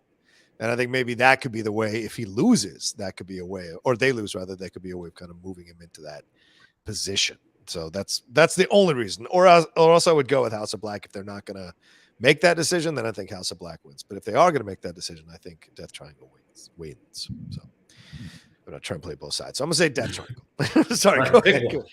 Sorry. All right. Our next matchup is the Hardy Boys, Matt and Jeff versus Matt and Nick of the Young Bucks. Thoughts here?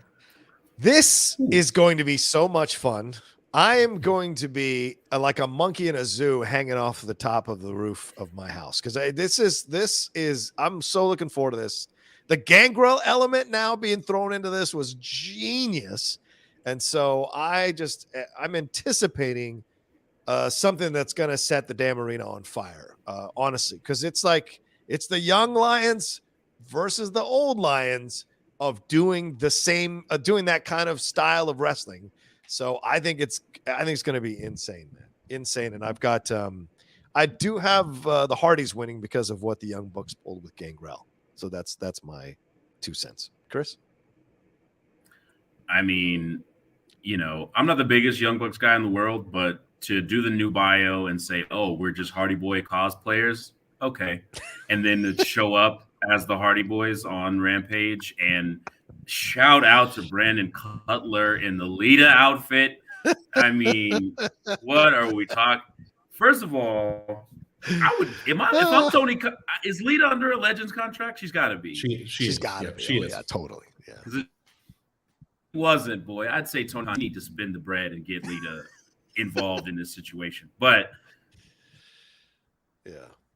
come out with Game Ruben spot and just, I mean, look, Nick Jackson's Swanton Bomb was absolutely golf clap to that. But A1 trolling.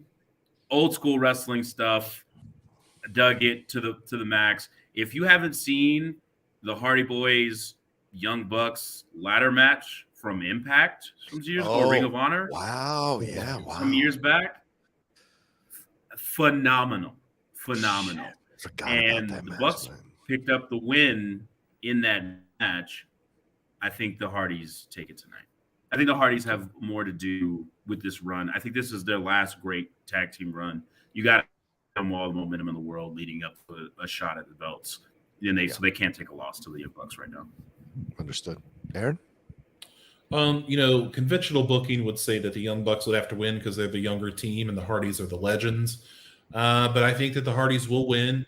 I think that the Young Bucks have never meant less to the AEW program as they have lately. And I don't know what that means, but it's not good. And I want to say this: like, if it's one thing that I think AEW does better than WWE, it's probably because of their pay-per-view structure. They build the pay-per-views way better than WWE, who has 12 or whatever. AEW has 4; they have 12, and they still can't fucking build. But anyway, I just feel like this whole thing, like a lot of, like 95% of this card has been like, let's throw this shit together and see what happens. Like, I know we've been building this over the past like 3 weeks or so, but it still feels kind of thrown together. Yeah. And we're getting the Hardys and the Bucks, and it's like, all right, fine. I'll take the Hardys. But Aaron, we don't even know when it's happening because of Game 7 tomorrow night. That's even more of the talk about throwing it all together. It's on pay-per-view, so yeah, Tony said I might move the time around depending on what happens. Jesus Christ. Oh, craziness. And by the way, just craziness. Damn, Jimmy Butler. All right. What's the next match on this pay-per-view? This was one that they added yesterday, which was Kylo Reilly versus Darby Allin. He just lost. Why is Kylo Reilly in a pay-per-view? All right, fine. Wait. Why do they have heat? Yeah, exactly. As you just said, putting it all together. I'll say Darby because I don't know. Darby, it feels like he needs to get a marquee win lately. So he's been the subject of some interesting matches, but a nice win here would make sense. But then again, Kyle just lost to Samoa Joe, so yeah, I don't know. It feels like Darby's the choice, but they could give Kyle in a little bit of a swerve to let him maintain a little bit of status here. What do you think, Chris? He's got to get revenge for Sting. They took Sting out. Red Dragon took Sting out. Exactly. Darby's gonna win. I'll go with Darby. Sting has a legitimate back injury. We didn't talk about that. He's gonna be out for a couple weeks. Is that because he's 62 diving off fucking sides of stands? What the hell, old man? Stop it. Anyway, stop it. Let me say this too. Yeah.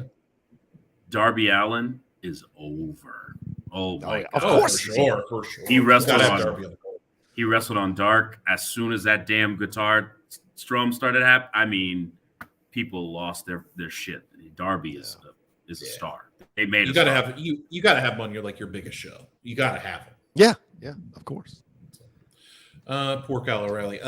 The Jericho Appreciators, the Jericho Appreciation Society versus Bryan Danielson versus John Moxley, Eddie Kingston, Santana, and Ortiz in fucking arena. It's got a name, but it's like just a fucking hardcore match with 10 guys.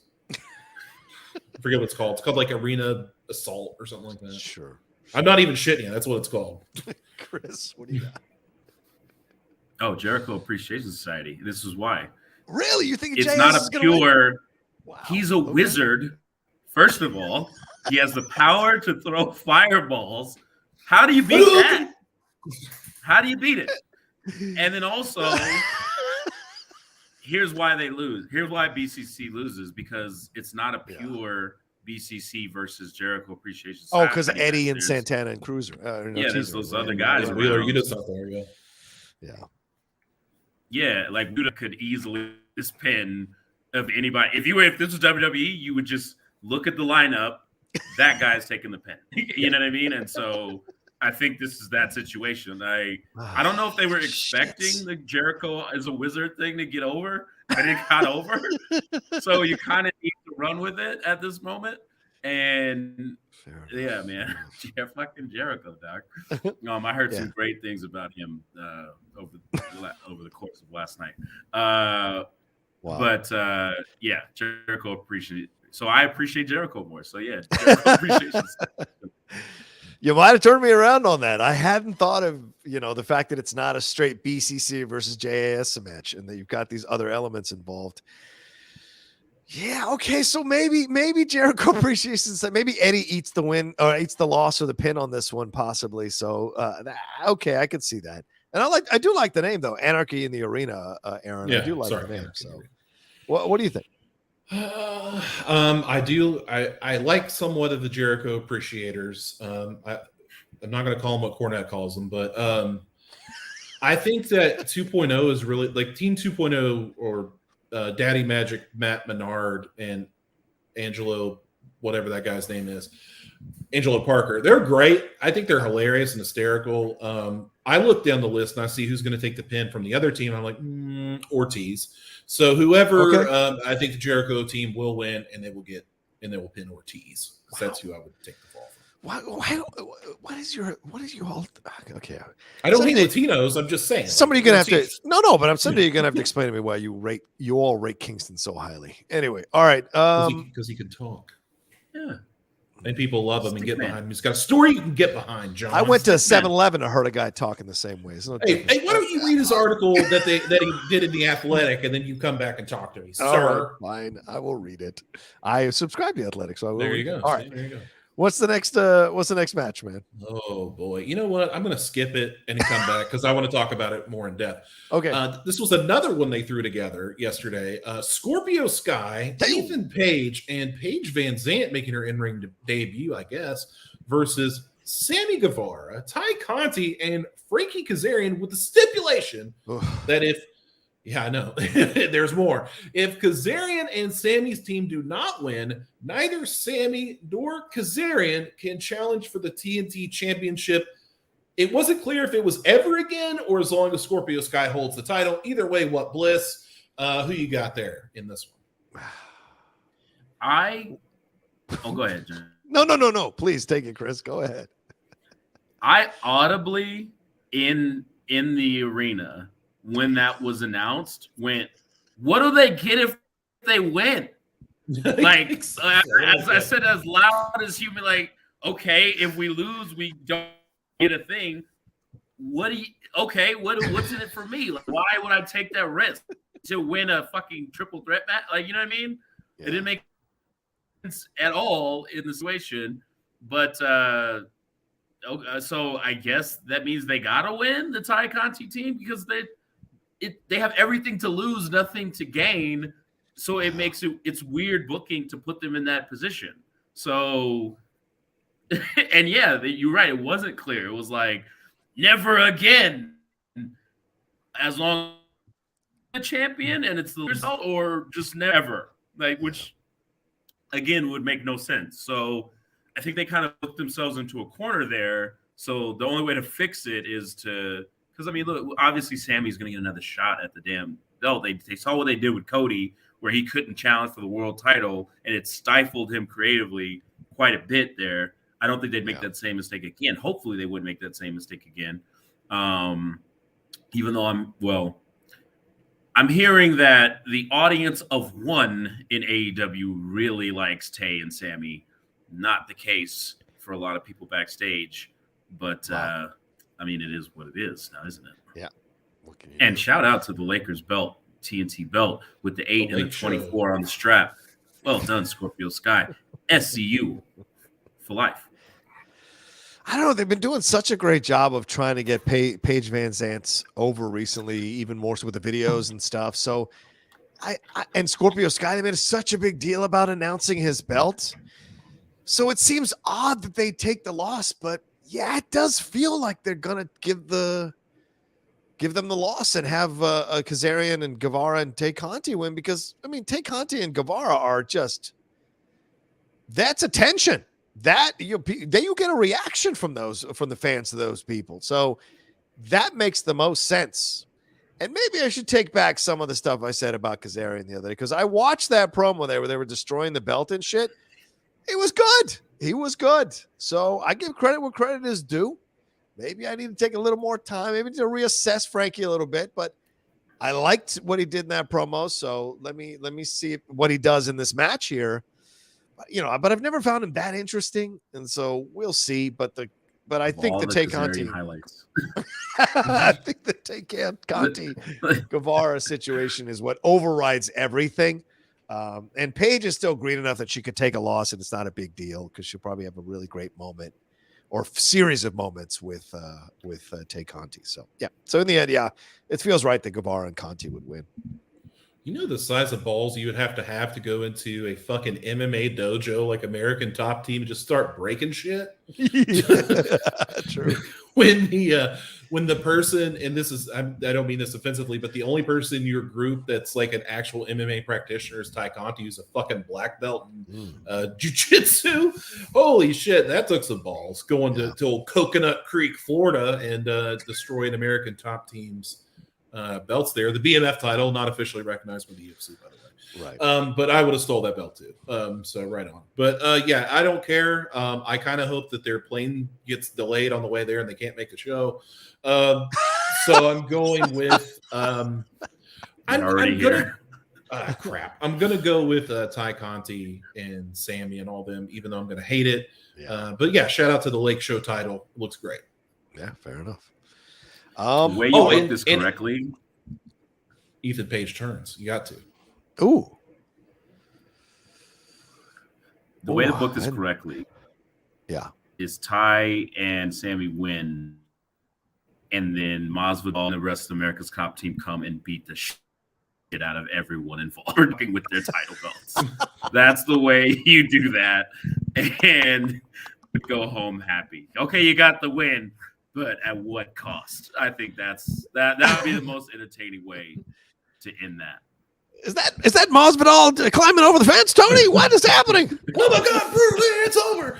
I think Frankie Kazarian said it for all of us when they did that little promo skit. He was like, when they were walking in, he goes, God, I can't stand you two, and I don't know why I'm doing this. And I'm just like, yeah, that's why he won me over. When he said that, I was like, oh, all right, I didn't expect that. I Gave me sympathy for Kazarian. All right, moving on. The Owen Hart Memorial Tournament Cup men's final. The Ring of Honor Television Champions Samoa Joe versus Adam Cole. Baby, who you got? It makes no sense for Cole not to win this. So, no offense to Samoa, but I mean, Samoa's on the descent. Cole is very much still in his prime. So, it makes all the sense in the world for Cole. Politics or not, it makes all the sense in the world for Cole to win this thing. Chris? Yeah.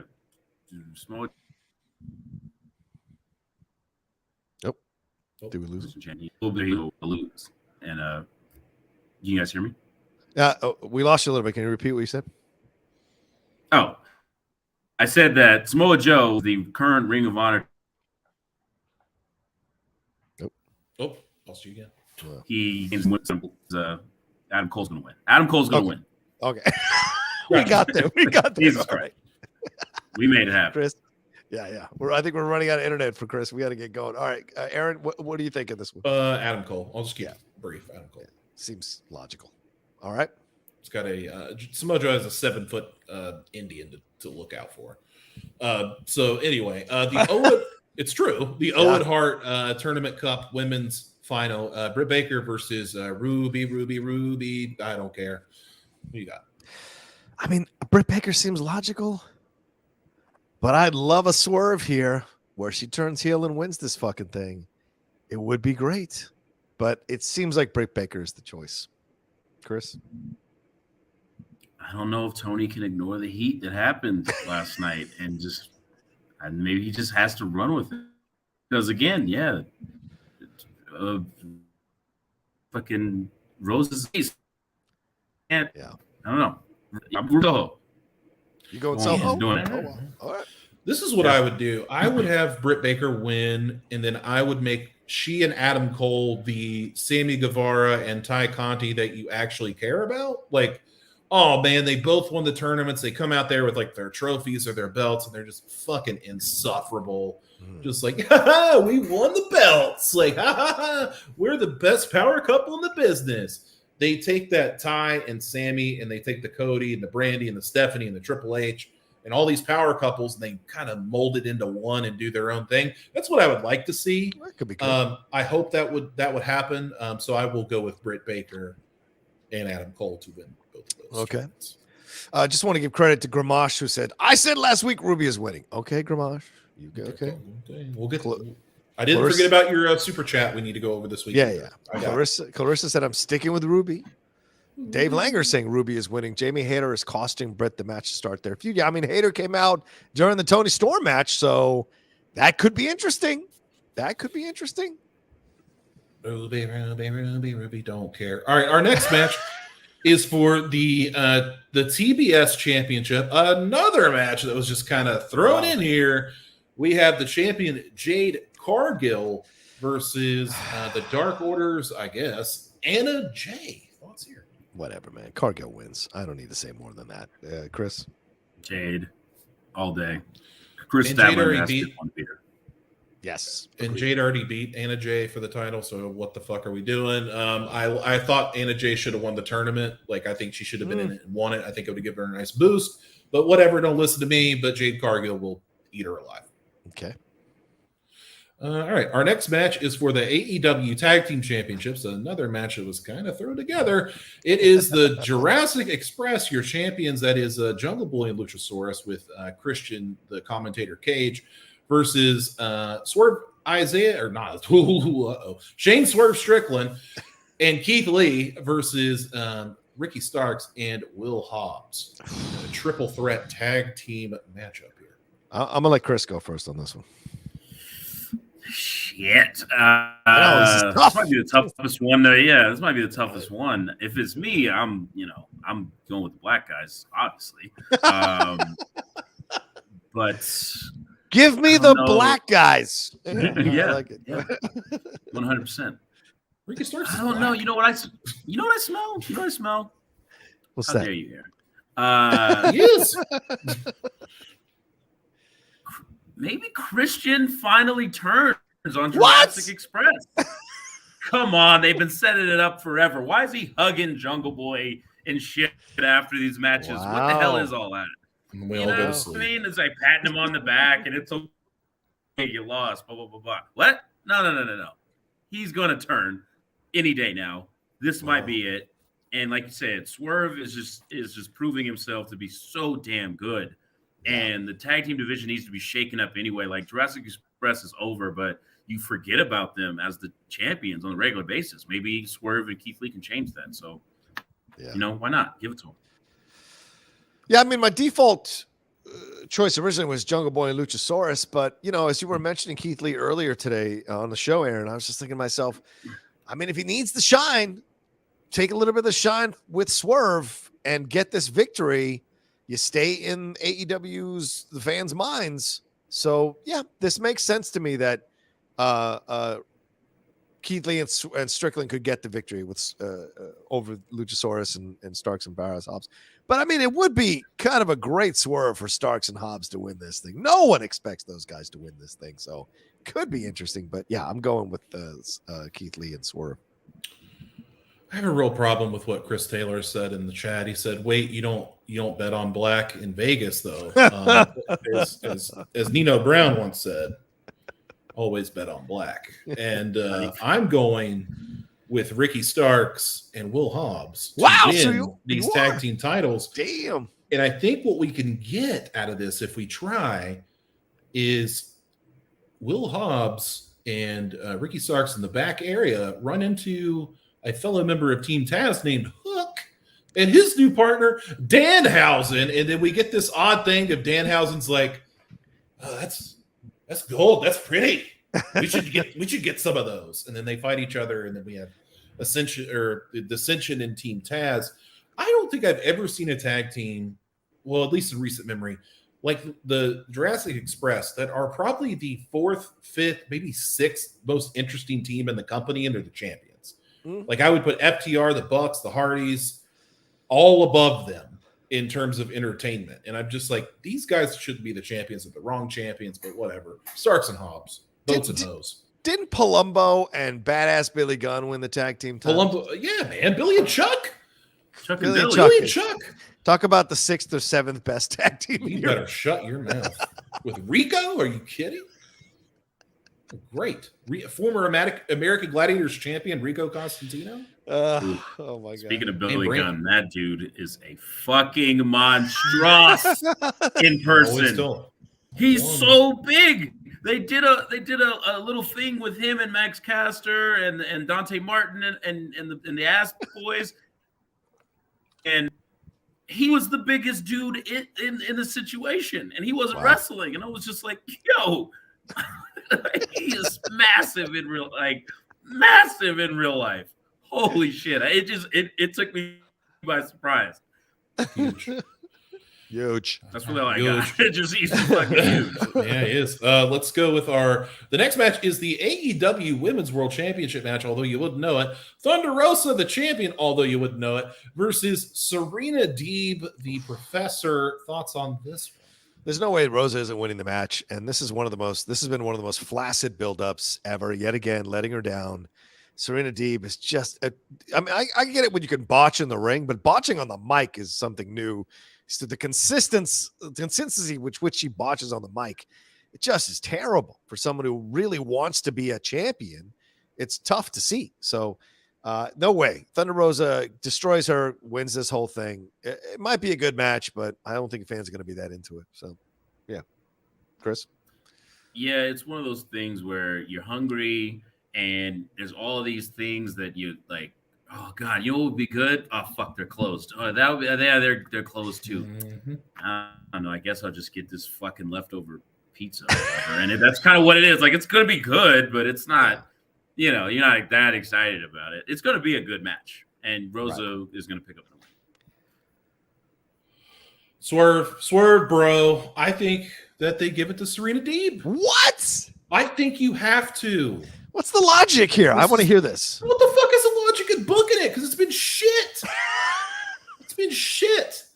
Serena Deeb, God bless her, she goes out on Dynamite. She cuts this like in on paper this amazing promo about how she got breast implants to get in the WWE because she thought she would be noticed better. And she got the main roster. Then they didn't give a shit about her, so she took them out. And this whole journey about self-acceptance, it was wonderful. When she delivered it, I fell the fuck asleep. Yeah. Like, it was, her words were excellent and great and wonderful. And I don't know if she wrote it, but I hope she did. It was great. And I want to acknowledge her for that. She put me the fuck to sleep. Yep. Otherwise, Thunder Rosa has been called everything outside of derogatory terms for Latino people. Well, pretty much. She's been told to go back to Mexico. Yes. I mean, what the fuck? It's Fucking just been assholes. a complete disaster. Yeah, We've seen her on TV for like 5 minutes in the past month since she's won the title. Yeah. I think it's one of those, like, you can do a hot hand here and just swing it over to Deeb. Just there you go, and we'll just move on to something else, and we'll give Rose, if she's hurt and that's why she hasn't wrestled, maybe give her some time off. I don't know, but I just want to see something different, something interesting. I think would be if you give it to Serena Deeb. I think a couple things here real quick. Roberto Arsenal is saying Serena's at that age where if she's not good on the mic now, she never will be. You're right. That's a fair point. You're right about that. She's going to be 36 in a month, for God's sakes.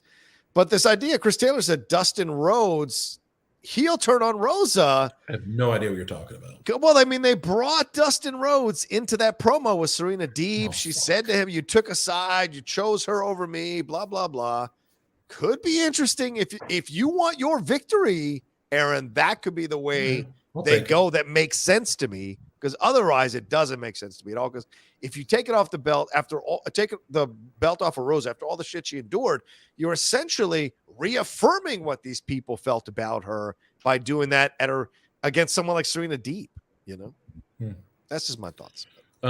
Zeno Hour says that Serena Deeb is dating Marty Scurll. Ooh, okay. I did not know that. Sorry about that. Wow. Okay. Wait, wasn't Serena Deeb in the Straight Edge Society? The Punk? She was. She sure was. Oh my God. What if they'll blow the dust off? Let me blow the dust off that memory. Anyway, She sure was. Her and Luke Gallows and Joey Mercury. That's right. All right. Let's move on to it. This is my most anticipated match. I'm sure it is for a lot of people. MJF, Wardlow. We're finally going to see it. Who wins? Why? Let's hear it.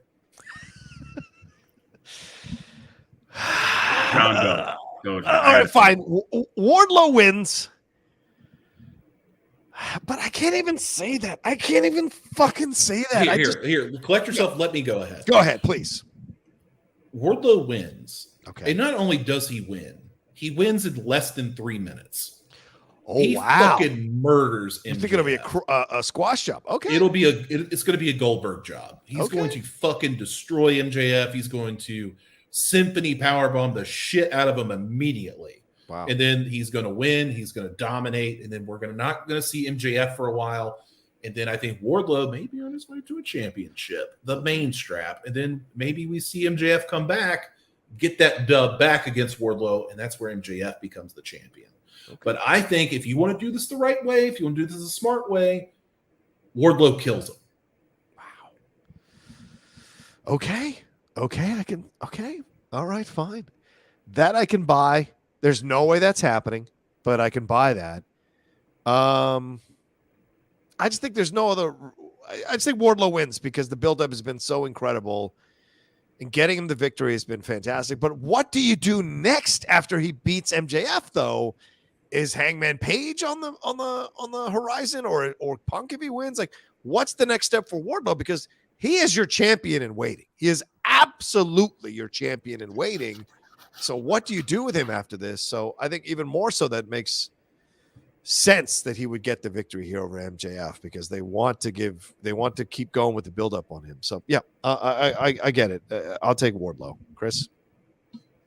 MJF wins in 38 seconds. No, I'm just kidding. What? With a roll up. No, Aaron is 100% correct. Yeah. The right way to do it is to have all the buildup, just like when we had Brock Lesnar, Goldberg, a few years ago, and everybody was like, "Fuck this match, no one cares. This is fucking dumb." And then Goldberg just fucking spears him and wins. That was, and everyone lost their mind. That's exactly the sort of misdirection that needs to happen. We have been like waiting for this, all this buildup. Wardlow's a monster. He's killed 48 people on the way to beating up MJF finally. MJF comes in head of steam, full of confidence. Sean Spears is there. Maybe FTR is there. I don't know. And Wardlow just steamrolls him. Absolutely steamrolls him. That's the right way to do it. That could be possible. Okay. Tony, you got to know what the right thing to do here is. Come on. John, let me alleviate some of your concern. I think a way that you can do it, if he does end up like destroying MJF, listen to the crowd. Because initially it's going to be shock because they're not going to know what the fuck just happened. Yeah. And then if they go with it, they're like, this is our champion. This is our Maximus Decimus Meridius. Like, we're going to chant fucking gladiator at him. Yeah. If they do that and they're behind him, it's going to be really hard not to hot shot him all the way to the championship. That's what I'm saying. They did the same thing with Goldberg and Hulk Hogan back in WCW. Right. There was the long thing, many books about how they should have put that as a main event on a pay-per-view. They did it in Nitro, the Georgia Dome, and Goldberg and Hogan took the belt from Hogan. It's one of the biggest main events in the history of WCW. Yeah. It was on fucking TV. So this is how you do it. Yeah, it's a fair point. Before we get to the last match here, Roberto Arsenal says, I'm hyped for Double or Nothing. Somebody on wrestling Twitter said that if whoever wins the AEW championship tomorrow has confetti fall down as he celebrates, he sees Okada dollar bills mixed into that confetti. And I also think Joe versus Cole should open the show. That makes sense. And Haskell 420 wants to know in a super chat, over under 4 Wardlow power bombs. Thoughts on that? Taking the over, baby, all day. And like most gambling, I will just push. Well, that could be the way to do it. He just walks in, knocks him down, picks him up, and just starts power bombing him for 38 seconds and then gets the victory overall. So there we go. And then one last super chat here before we get to the last match that we're talking about from Senor Nerd, who says, a reminder that WWE hired Serena Deeb as a trainer and gave Thunder Rosa a tryout as to be a referee. Double scoop failure and double hand to the face. So there you go. She's a good trainer, obviously. Yeah, She's obviously a good trainer. Clearly, yeah. I've actually seen Serena Deeb in action at the Performance Center teaching her and Norman Smiley, teaching the ladies of the NXT. Oh my God, Norman Smiley. The cat? Are you talking about the cat? Oh yeah, my he's God. Great. Man, he's in the killer thighs. Dude, that was the best. Norman Smiley is one of the greatest things WCW ever did. He's one of the greatest faces ever in wrestling. One of the that greatest- face does not belong in wrestling. The greatest WCW hardcore champion there ever was. Absolutely.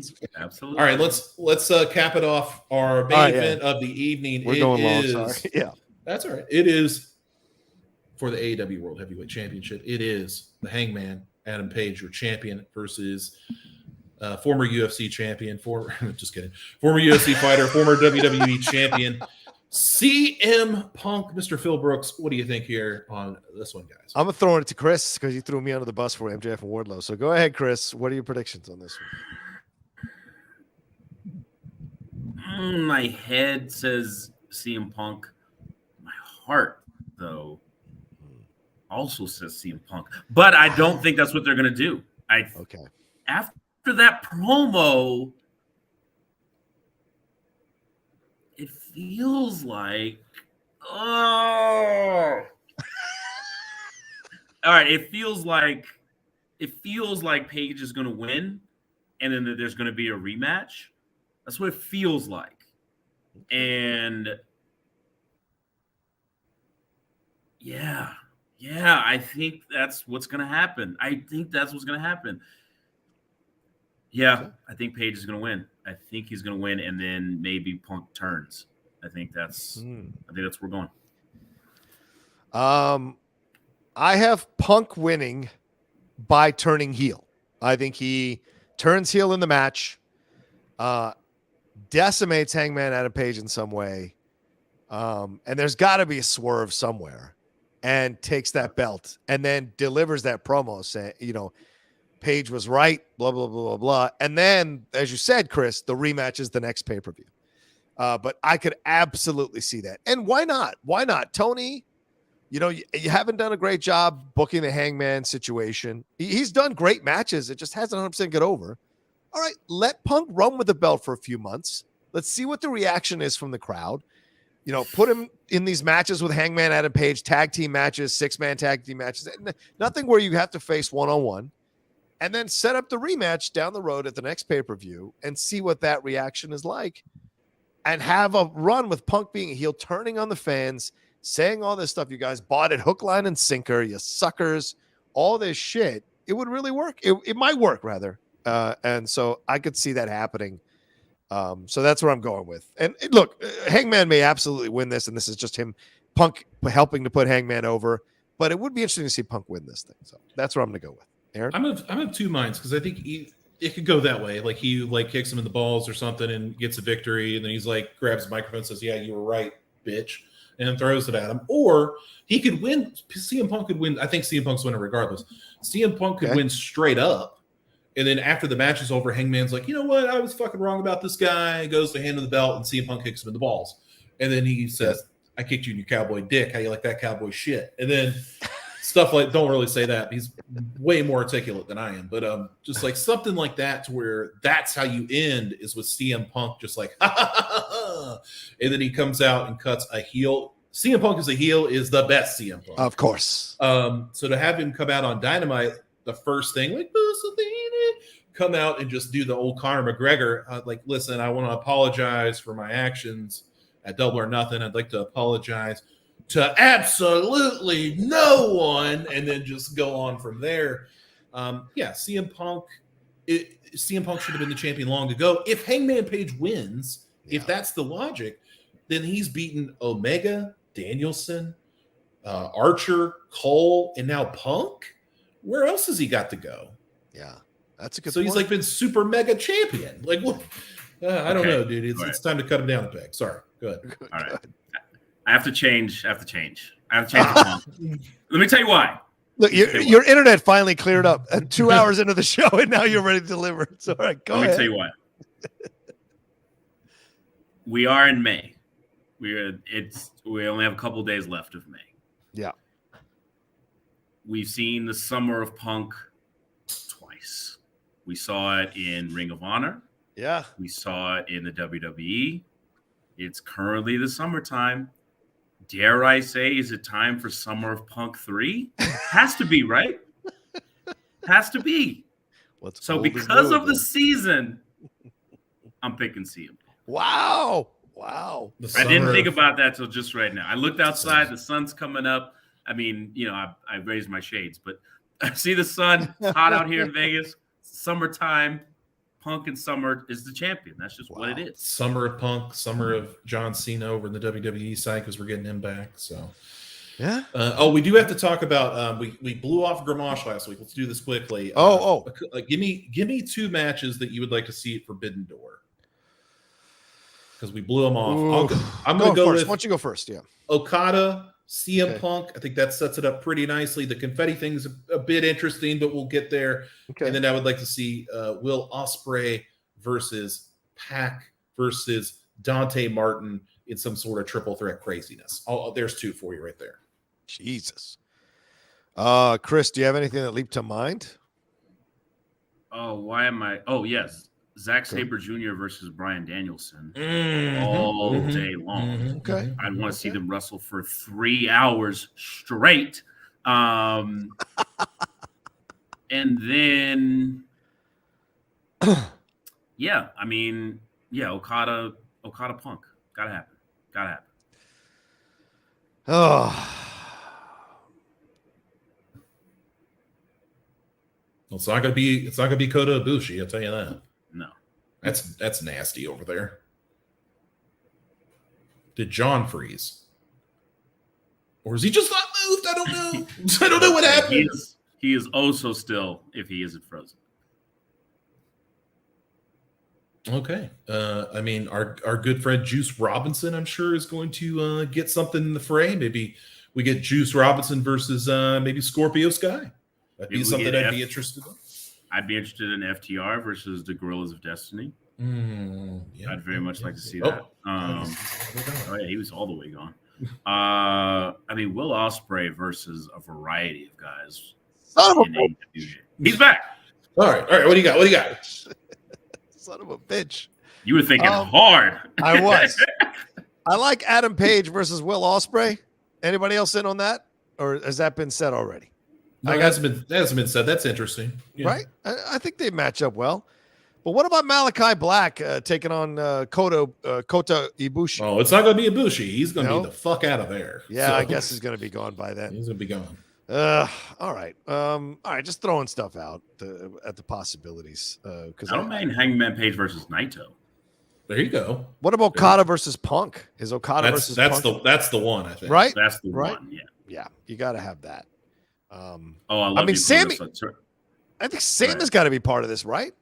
What about him against Yano versus Danhausen? Please give it to me.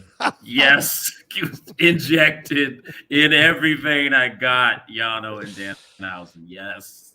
Hook versus Okada. Yeah, that works too. I like Samoa Joe versus Ishii. Tomohiro Ishii is a possibility. 2 big guys slamming each other to pieces. Guevara versus Takagi is a possibility, don't you think? With Shingo being a part of this thing. I mean, you got to have Sammy be a part of this thing. You got to have Jay White in there too. Oh, Jay White. Got to have the Switchblade. I guess is Red Dragon in NJPW right now? I'd like to see Red Dragon versus Phoenix, Ray Phoenix. I mean, insane. Isn't newly married Andrade in the in AEW? He could be a part of this, right? Only if he comes back as La Sombra. He's the founder of Los Ingobernables. I can never fucking say it. Los Ingobernables. You could say it. I don't know. Yeah. What did Grimash put? Anyone? Danielson versus Ospreay is what Grimash has. I think Zack Sabre Jr. is a much better one. Yeah. It's a better match. Okay. For sure. I think Natio versus LIJ will get a massive reaction if they appear in AEW. So I like those. I'm sure Jericho will be on it too. So let's. Jericho's got to be on it, right? He's fought all their big guys though. It's true. What's his face be back? Kenny Omega by that time? By Forbidden They don't Door? know. They're not sure. That could be a way to bring him back, to introduce him back at a Forbidden Door pay-per-view. People will go crazy for Omega going and wrestling some of these NJPW guys like he did in the past. I'd be down with that.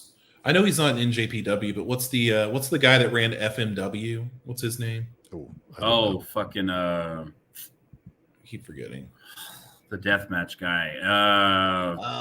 Anyway, him versus Darby. That's why he's still each other. Miro versus Ishii would be good. Yeah, because he's a big big bastards. That's what I'm saying. Miro Musashi. Onita versus Okay. Darby, even though he's on NJPW. Miro and Cobb would be a fucking banger. Yeah. Oh yeah. It's a lot of possibilities. And we're we're a month away or 2 months away from this thing coming? Is that correct? It's June, so. right? I think it's July. Oh, it's July? Could Okay. be wrong. Yeah. So I have to check no, the dates Sting on that. should not find any NJPW people. Cut it the fuck out. No, not Mizuru Suzuki. Get out of here. Or Snuzuki, because I go to sleep 62. every time I see him. He's 62. How dare you? Oh. Don't you talk about Murder Grandpa that way. I know he could kick my ass in behind you. Listen, he kicked my ass in real life, but I didn't fucking kick that dude in the balls. He's done. Fair enough.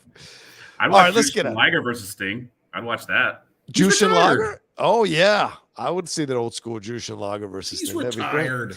You know what I stumbled upon the other day? I know we gotta go, but I stumbled upon an old LWO promo. Did you post it, Aaron? Someone posted it on TikTok. I did not post it. And it was Eddie having a party and all the LWO people, and he was showing someone around the party, like introducing everybody. People don't give enough love to the LWO. God damn it! It could have been great if they knew what the fuck they were doing with it. It was could all have been Eddie. so much fun. It was all Eddie and no one else. I know, but him like introducing Justin Parker. Parker's like doing his thing, dancing in the middle of the fucking. It's just brilliant. The original chairman, La Parca. That's Still right, doing La it. Parca. La Still Parca was doing so it. good. Here's All right. one else. Anyway, Last one Okay. will pop me huge. If you love 90s WCW like I do, Great Muda versus Sting. Sting. oh, one Give more it to me, time. baby. One more time. Oh, Let's go. God. Was it? Muda's there. I'd be He's down. there. I'd be down. He's with there. that. Was it Muda? No, it was Liger who did the Freddy Krueger paint recently. Yeah. Yeah. Holy fuck, it was awesome. Yeah. Muda versus Sting with a mist again. That would be awesome. Oh, who's putting who over? Every match is a draw. Every match. Every match is a time limit draw. 1 hour Broadway time limit draw. Ric Flair versus Minoru Suzuki. Boom, Come on, done. get it out of here. Oh. Get it out. Done. We're done. He would kill him. All right, we gotta go. We're well over 2 hours. Thank you all so much for joining us. We appreciate it madly. Please remember to hit a like on this video as we're wrapping up. And thank you for all the Streamlabs and the super chats you all sent in. Just want to make sure I covered them all. Yes, it did. So thank you so much. And thanks to these two gentlemen for joining me as well. Aaron Turner, where can they find you? On Twitter at only Aaron Turner. Follow our TikTok there. Just wanted a quick note here. I did pick this up this week because you guys care about my figure so much. Oh, This is a test shot prototype of this figure, which is Mandy Rose. Oh, Mandy Lord. Rose is elite. So I have her prototype and her actual figure. God bless. see, neither one of them look like her. Chris Burns, Are where you can they kidding? where can they find you? Chris_please on all Easy, social media. easy. Oh, calm down there, fella. But roll tide on that. Sorry. If you're in Vegas, I'm here. I'm running the goddamn streets. I'm about to go to a pool party and get plastered. Nice. Maybe I'll make it to Double or Nothing tomorrow. Maybe not. We'll see. We'll be There is surprised together. That's awesome. And hopefully we'll get updates from you, brother. I'll be following you on Instagram and all that to find out what you got going on, or Twitter, or whatever you post. So do follow Chris for sure, ladies and gentlemen. Follow me at The Rocha Says on Twitter, Instagram, and TikTok as well. The Outlaw Nation on Twitch. I'll be doing some Star Wars watch-alongs this week, so come and join me on Twitch. Going to put myself through the prequels one more time and see how I feel about them now, looking back all these years. And they're celebrating the 20th anniversary Attack of the Clones here at Star Wars Celebration. Ooh. Yeah. Why? Yeah. The Mandalorian panel just started. Unfortunately, I won't be there, but if they drop any trailers, I'm sure I'll do a trailer reaction for it. And that's pretty much it. So hang out there and please remember to subscribe to the channel down below. Hit that bell button as well, and leave a comment and leave a like. Y'all take care of yourselves. Be well. Have a great time. Enjoy Double or Nothing. Have a safe holiday weekend. And we will talk to you next time with another brand new live episode of Strong Style. Yeah.